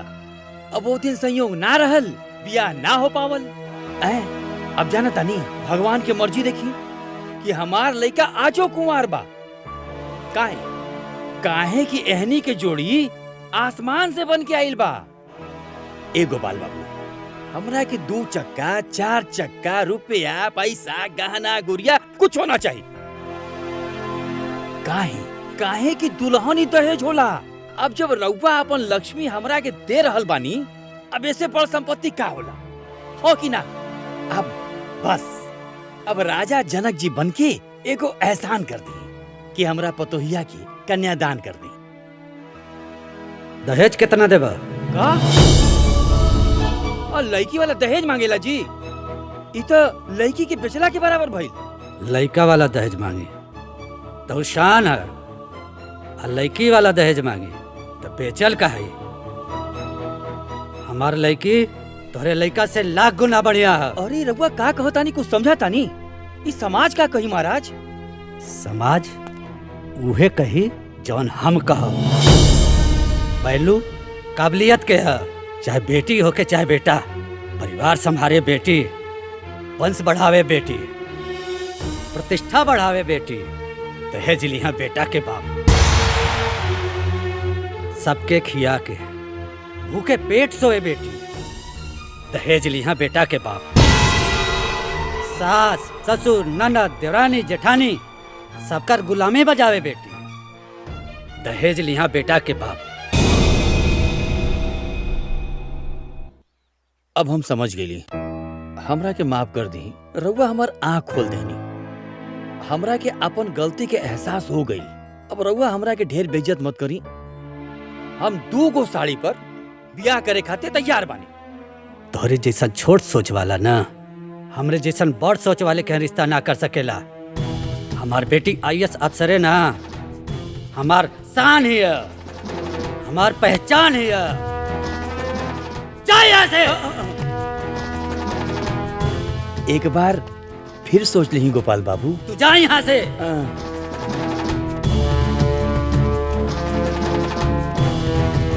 सुनिए,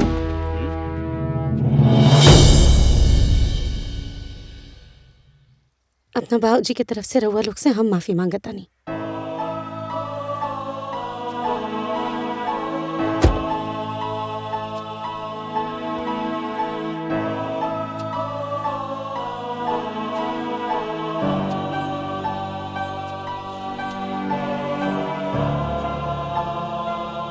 अपना बाबूजी की तरफ से हम आप लोग से माफी मांगल चाहता नहीं।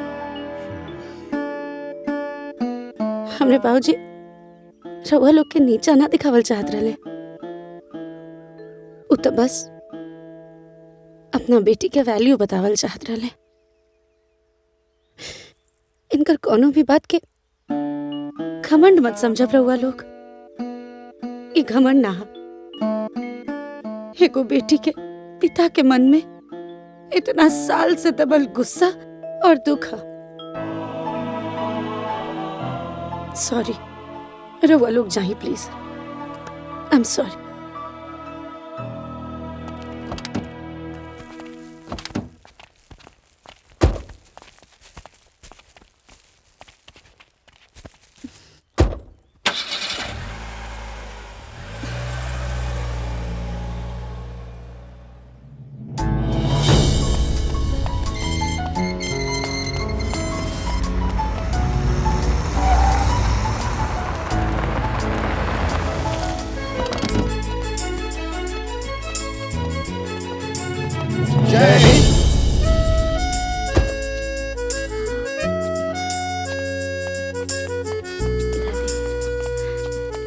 Welcome madam. Thank you. Mishra ji, tempo से सब सामान घर पर शिफ्ट करवा दीजिए। आइए दादी, आई बाबूजी।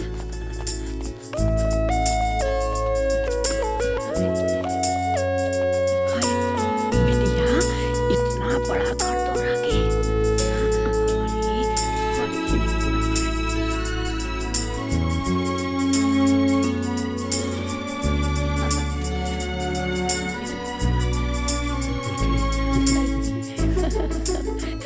अरे बेटी, रहे खातिर इतना बड़ा घर। अरे बाहर मर्द लोग तोरा के सलामी ठोकत रहल। अरे बेटी, हम समझ गईली तू कोनो बड़का काम कैले हो। अरे हम ना समझली। हाय बेटा करत रहले, लेकिन तू तो बेटी हो के भी बेटा से बढ़ के काम कर देलू।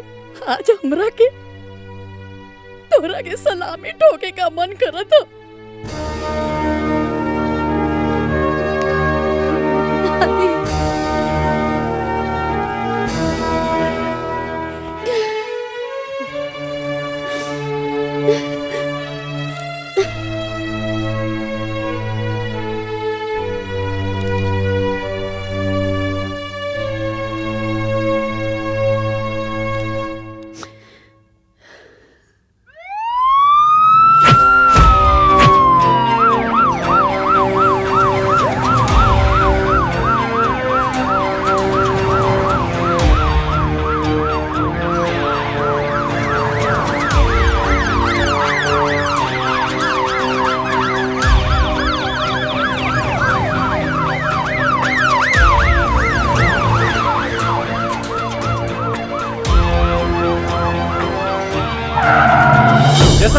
सकते हैं विद्या मैडम की गाड़ी हमारे सामने आके रुक रही है और हम अभी आप सबसे रूबरू करवाते हैं विद्या मैडम को।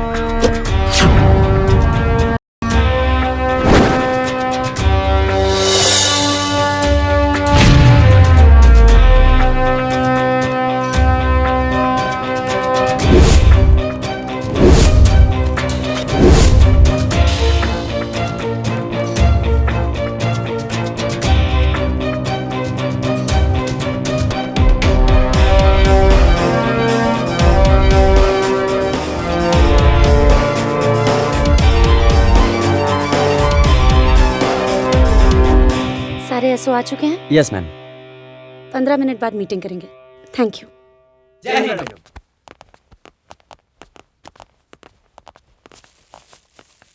Thank you. पर्स जी। Thank you ma'am.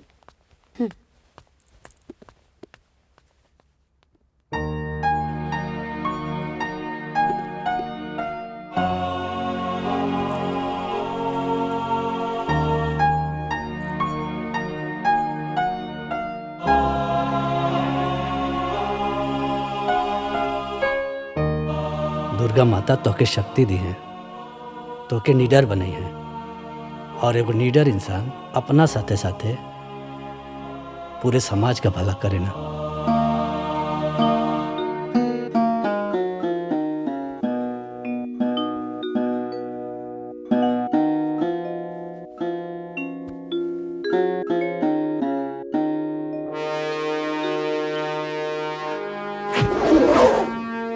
हमारे जिले को अच्छे से चलाने के लिए मुझे आप सबके सपोर्ट की जरूरत है।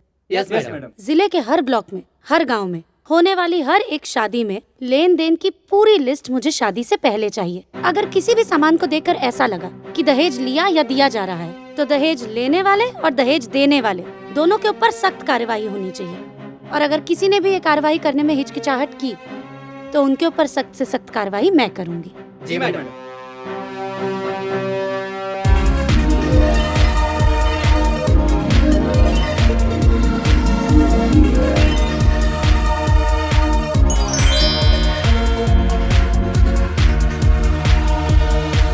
गाजीपुर जिले के नए जिला अधिकारी कुमारी विद्या गोपाल अपने नियुक्ति के साथ ही एक्शन में नजर आ रही हैं। ये मुहिम में सबसे ज्यादा मदद मुझे मेरे मीडिया के दोस्तों की चाहिए।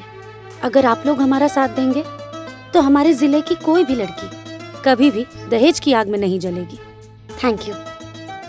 वर्षों से समाज के किसी कोने में उठा के फेंक दी गई सरकार की स्लोगन दुल्हन ही दहेज है वो पूर्व जीवित करते हुए जमीनी स्तर पर उतारने के लिए कमर कस ली है। जिले में होने वाले हर शादियों का लेन देन का ब्यौरा थाने में देने का निर्देश जारी किया गया है। सरकार द्वारा बनाए गए कानून का उल्लंघन करने वालों पे उचित कार्रवाई करने का निर्देश दिया है। बेटी माँ बाप के दुख समझे ले, बेटी के पढ़ावा, आगे बढ़ावा, अफसर बनावा। वाह चाची वाह, दहेज लेवे वाला भी पकड़ाई और दहेज देवे वाला भी। हाँ बाबू। हाँ, अब तो दहेज लेवे वालन के खैर नहीं के। हाँ। देखा जयवीर, अब तो जे दहेज लेके ब्याह करी ना ओके तो जेल जाए के पड़ी और ना तो जिला छोड़े के पड़ी, ना तो ना केहू के छोड़ी ना। दहेज कम भइल बा। और जनता के लिए एक टेलीफोन नंबर जारी करते हुए पुलिस के साथ खुद विद्या गोपाल जी जीरो ग्राउंड पर उतर चुकी हैं। संजना जी, दिस इज करेस्पॉन्डेंट अमरीना। ये जो डीएम साहिबा ने कदम उठाया है वो काबिले तारीफ है।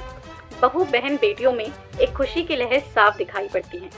अगर उन्हें किसी भी तरह की तकलीफ है तो वो सीधे टोल फ्री नंबर 18002929929200 बाबूजी, पे कॉल करके रवा अपनी खुश रिपोर्ट तबानी लिखवा ना? सकती हैं। बेटी,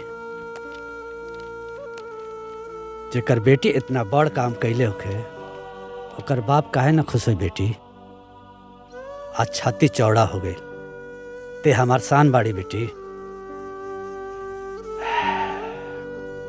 बस एक के हमार अरमान बा, का बाबूजी? तोर शादी कोनो अच्छा लड़का से हो जाए और हम कन्यादान करके पुण्य कमा लें।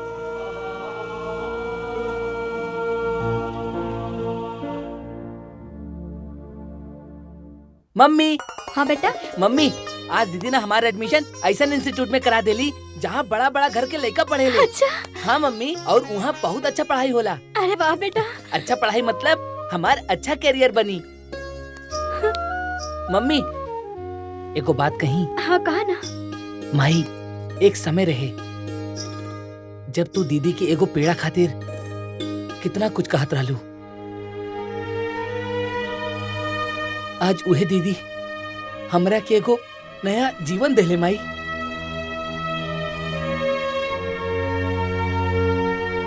हाँ माई।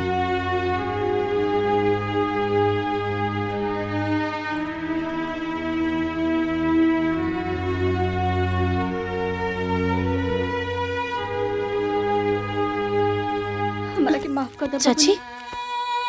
स्वार्थ के पर्दा हमारे आँख पे पड़ गए रहे बबुनी। तू चिनुआ के नया जिंदगी दे दिया। अभी पर्दा आँख से हट गइल बा। तो ये घर के बेटी ना अनमोल रतन बाड़ू।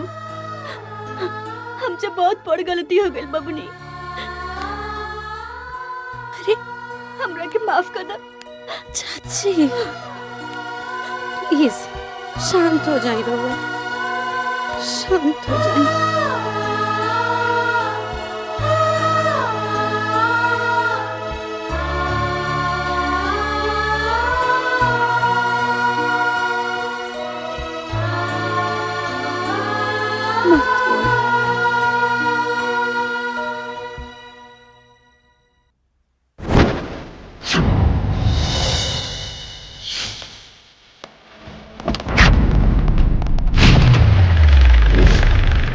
गाजीपुर जिला के नए जिला अधिकारी विद्या गोपाल जी अपनी नियुक्ति के साथ नए एक्शन में नजर आ रहे। मैडम कहीं ऐसा तो नहीं समाज सुधार की आपकी मुहिम लड़कियों के लिए अभिशाप बनती जा रही है? मैडम आप ये जो दहेज लेने वालों को उठा रही हैं, ये कार्रवाई आखिर कब तक चलेगी? जी मैम बोलिए कुछ। हमने सुना है कि आप अपना पर्सनल फ्रस्ट्रेशन के चलते ये कार्रवाई कर रही हैं, क्योंकि आपकी शादी भी मंडप में ही टूटी थी। नाम क्या है तुम्हारा? लीला। तुम्हारी शादी हो चुकी है लीला? पापा ढूंढ रहे हैं। अच्छा, तो क्या तुमने अभी हाल फिलहाल में अपने पिताजी को ध्यान से देखा है? उनके जूतों को देखा है? उनके बॉडी लैंग्वेज को देखा है? नहीं। अगर देखी होती तो उस चेहरे के पीछे का रोता हुआ चेहरा, उनके जूतों की घिसी हुई एड़ियां और उनके झुके हुए कंधों को देखकर तुम्हें यह पता चल जाता कि इस देश में एक बेटी के बाप का दर्द क्या होता है।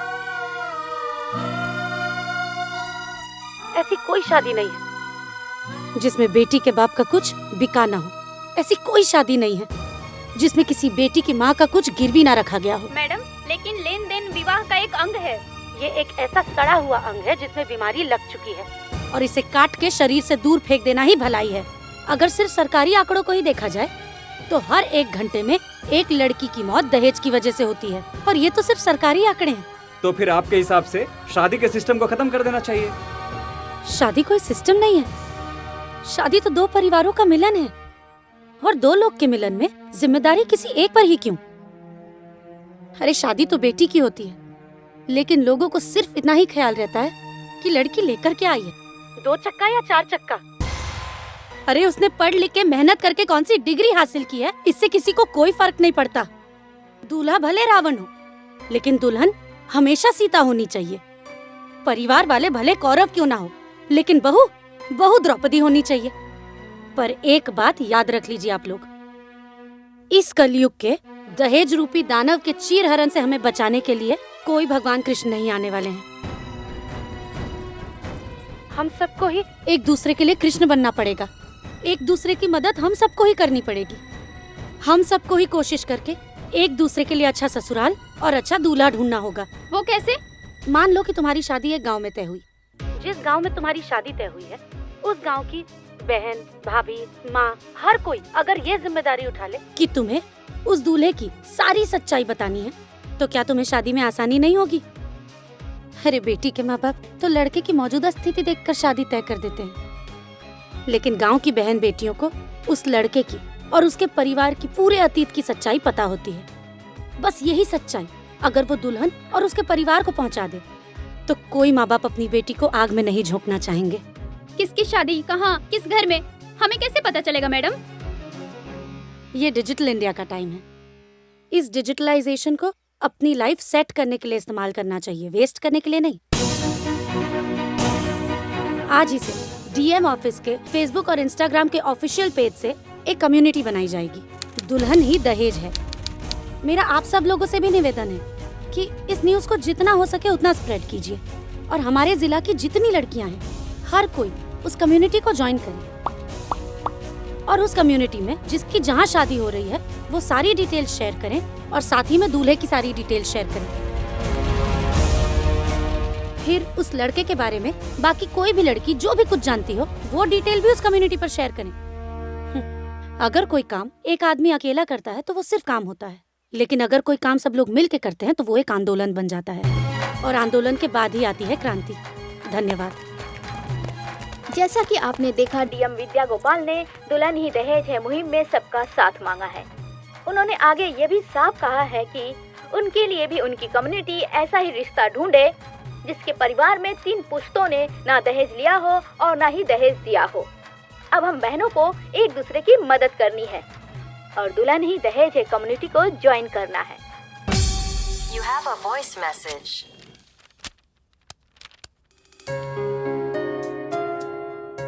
मैडम, मैं नाजिया। मैंने आपको थैंक्स बोलने के लिए मैसेज किया है मैम। मैम, अगर आप उस दिन सही समय पे नहीं आती तो आज शायद मेरी जिंदगी बर्बाद हो चुकी होती। सही समय पे पहुंच के आपने मेरी जिंदगी बर्बाद होने से बचाई और अब ऐसा हो गया है कि मेरे पापा की भी आंखें खुल गई हैं और वो चाहते हैं कि मेरी किसी अच्छे लड़के से शादी हो और अब मेरे घर वाले चाह रहे हैं कि मेरी एजुकेशन अच्छे से कंप्लीट हो और फिर मेरी शादी हो। Ma'am, thank you so much ma'am, thank you so much. Madam, sign.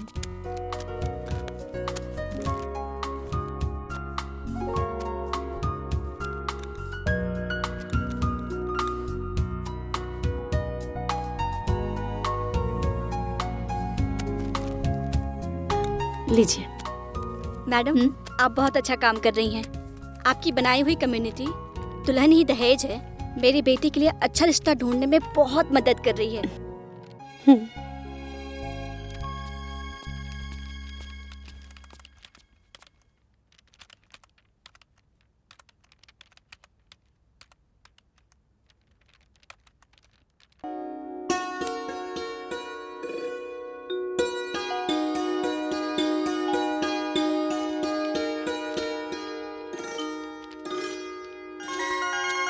Hello जी, क्या मेरी बात राकेश जी से हो रही है? जी, मैं राकेश। आप कौन? जी, मैं विद्या गोपाल बात कर रही हूँ। नमस्ते। नमस्ते जी, बोलिए। नमस्ते। एक्चुअली मेरी कम्युनिटी फैमिली ने मेरे फ्यूचर हस्बैंड के लिए आप ही को सर्टिफाई किया है। अरे वाह, कम्युनिटी सर्टिफिकेशन। वैसे मैम, आपने ये जो मुहिम चलाया है ना, बहुत ही सही है। हैशटैग दुल्हन ही दहेज है हर जगह ट्रेंडिंग है। मैंने जब अपने डिटेल्स भेजे थे मुझे तो खुद भी यकीन नहीं था कि आपकी कम्युनिटी मुझे अप्रूव करेगी। Anyway, thanks. तो क्या मैं ये पक्का समझूं? ओके समझूं? ये ओके है या नहीं ये तो मेरे माता पिता ही बता पाएंगे। क्यों ना आप अपनी फैमिली को लेके मेरे माता पिता से बात कर लें? 100%। अभी मैं ये खुशखबरी अपने फैमिली को देता हूँ। बाय।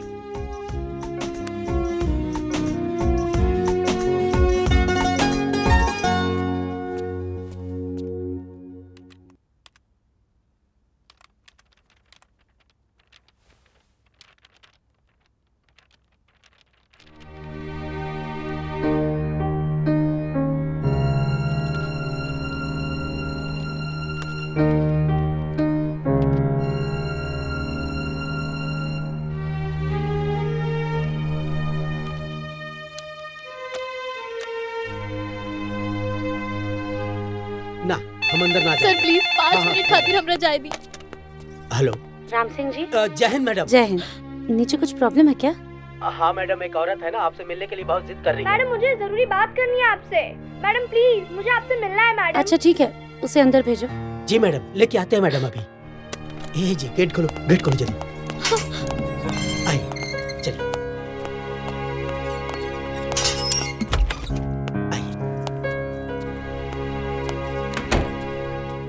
नमस्ते मैम। नमस्ते जी, बोलिए।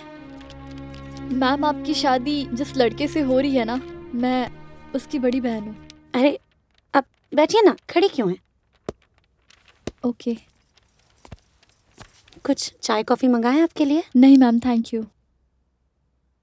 वो आप कह रही थी कि आपको मुझसे कुछ ज़रूरी बात करनी है। मैम अब आप मेरे भाई से शादी मत करिए। क्यों? मत करिए मैम। क्या आपके भाई शराबी हैं? नहीं मैम। तो उन्हें जुआ खेलने की लत है? नहीं। तो क्या वो लड़कियों के साथ बदतमीजी करते हैं? नहीं मैम, ऐसी तो कोई अवगुण नहीं है मेरे भाई में मैम। तो फिर आप क्यों शादी करने के लिए मना कर रही हैं? उसकी सबसे बड़ी गलती है कि वो खामोश रहता है। खामोश रहता है मतलब? मैम आज से 6 साल पहले मेरे माँ बाप ने बहुत धूमधाम से मेरी शादी बहुत अच्छे घर में की। 2-3 महीने तक सब ठीक था मैम। उसके बाद बात ही बात में मेरे ससुराल वाले दहेज का जिक्र करने लगे और 1.5 साल बीतते बीतते दहेज के लिए मेरा पति मुझ पर हाथ भी उठाने लगा। ये बात मैंने अपने माँ बाप को बताई मैम। उन्होंने मुझसे सब्र रखने और इस बात के लिए कुछ हल ढूंढने की बात कही, लेकिन मैम एक सड़क दुर्घटना में मेरे माँ बाप की मृत्यु हो गई। उसके बाद हालात बद से बदतर हो गए, लेकिन मेरी जिंदगी में एक उम्मीद हुई जब मुझे पता चला कि मैं माँ बनने वाली हूँ। 1 साल तक मेरे ससुराल वालों ने दहेज की बात तक नहीं की, लेकिन बस मेरी बेटी के पैदा होने तक 1.5 साल तक मैंने जैसे तैसे अपनी और अपनी बेटी की जान बचाई मैम। पर जब मुझसे लगा कि अब मुझसे नहीं हो पाएगा, तब मैंने अपनी आखिरी उम्मीद अपने भाई से मदद मांगी।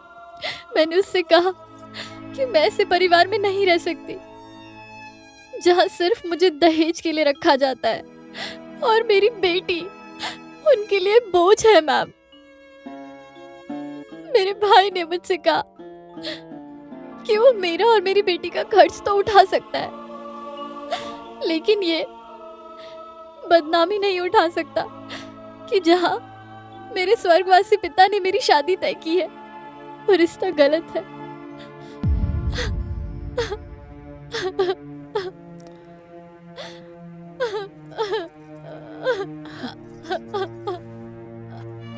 प्लीज आप प्लीज शांत हो जाइए।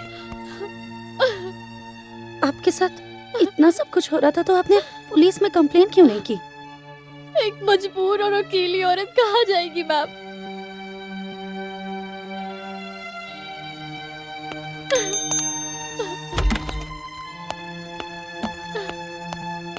जय हिंद मैडम। जय हिंद। इनकी कंप्लेन लिखिए और 498 के तहत जितने भी केसेस बना सकते हैं उतने केसेस लगाकर इनके ससुराल वालों को अंदर करिए। जी मैडम। ये आपकी कंप्लेन लिख देंगे और उसके बाद भी अगर आपको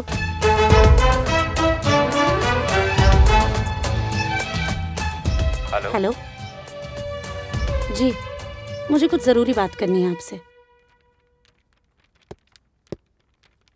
आपने इतना अर्जेंट क्यों बुलाया? कोई जरूरी काम था? मेरी कम्युनिटी फैमिली में हमारे जिले की लगभग सारी बहनें जुड़ी हैं और वो हर बहन एक दूसरे के सपोर्ट में खड़ी रहने को तैयार है, लेकिन आप कैसे आदमी हैं?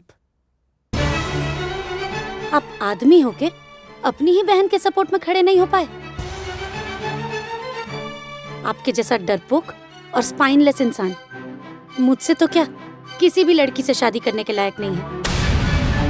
अगर आप में थोड़ी सी भी समझ बाकी है तो जाइए और जाकर अपनी बहन का साथ दीजिए। 6 साल तो उसने जिल्लत भरी जिंदगी जी है, कम से कम अब तो वो और आपकी भांजी स्वाभिमान से जी सके। अब प्लीज जाइए।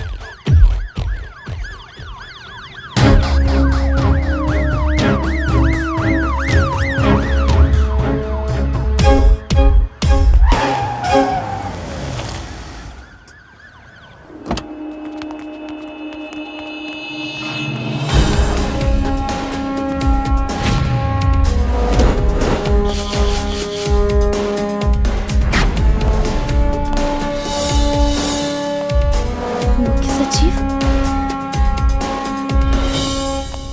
हेलो सर। जय हिंद। सर आप यहाँ? क्यों, मैं नहीं आ सकता क्या? नहीं सर, ऐसी बात नहीं, आप आइए ना सर प्लीज।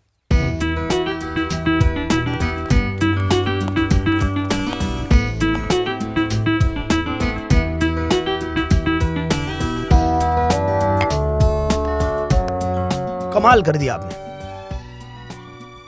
दुल्हन ही दहेज वाला जो आपने मुहिम चलाया है, ट्रेंड करने लगा है। जहां देखिए बस उसी की चर्चा हो रही है। अगर आप ही की तरह हर जिले पे डीएम हो जाए तो बदलते भारत की तस्वीर हम लोग जल्दी देख पाएंगे।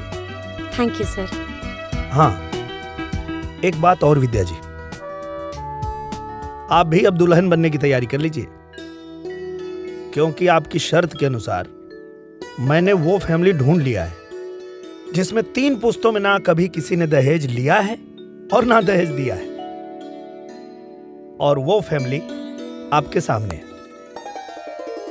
हाँ बिटिया, जब हम ब्याह कैनी बिना दहेज के, लेकिन आज तक हमरा मान सम्मान में कोई भी कमी ना आई। सही न दुल्हन? सही कहानी अम्मा। हम तो अपना आपके बहुत सौभाग्यशाली समझिला कि ऐसन खानदान में हमार शादी भई। 1 रुपया भी दहेज ई खानदान में ना लिहल जाला, और ई खानदान के बहू बेटी के इतना मान सम्मान दिहल जाला, शायद ही कोनो खानदान में ऐसन बेटी बहू के सम्मान दिहल जात होई। सासू माँ बिल्कुल सही कह रहल बानी। हमके तो अपने ससुराल में अइले बस कुछ ही साल भइल, लेकिन ई कुछ साल में हम पूरी जिंदगी की खुशियाँ पा लेले बानी। हमके ई घर में बहू से ज्यादा बेटी के जैसन इज्जत और सम्मान मिलेला, और हम भी बिना दहेज के ही ससुराल में आइल बानी। और हम दुल्हा के छोट बहन है। वैसे हमहू जब शादी करब ना तो बिना दहेज के करब। बाकी लड़का के बा?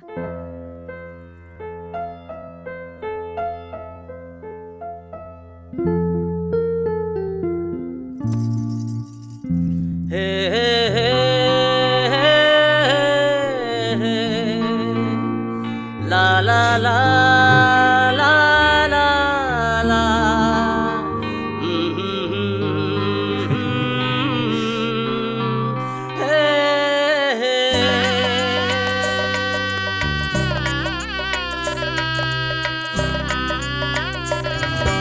आज हम IAS विद्या गोपाल की शादी गृह सचिव विवेक कुमार जी के साथ डायरेक्ट लाइव दिखा रहे हैं। विद्या जी तो शादी के बंधन में बंध गयी, लेकिन उनके चलाए हुए मुहिम दुल्हन ही दहेज है को आगे बढ़ाना है।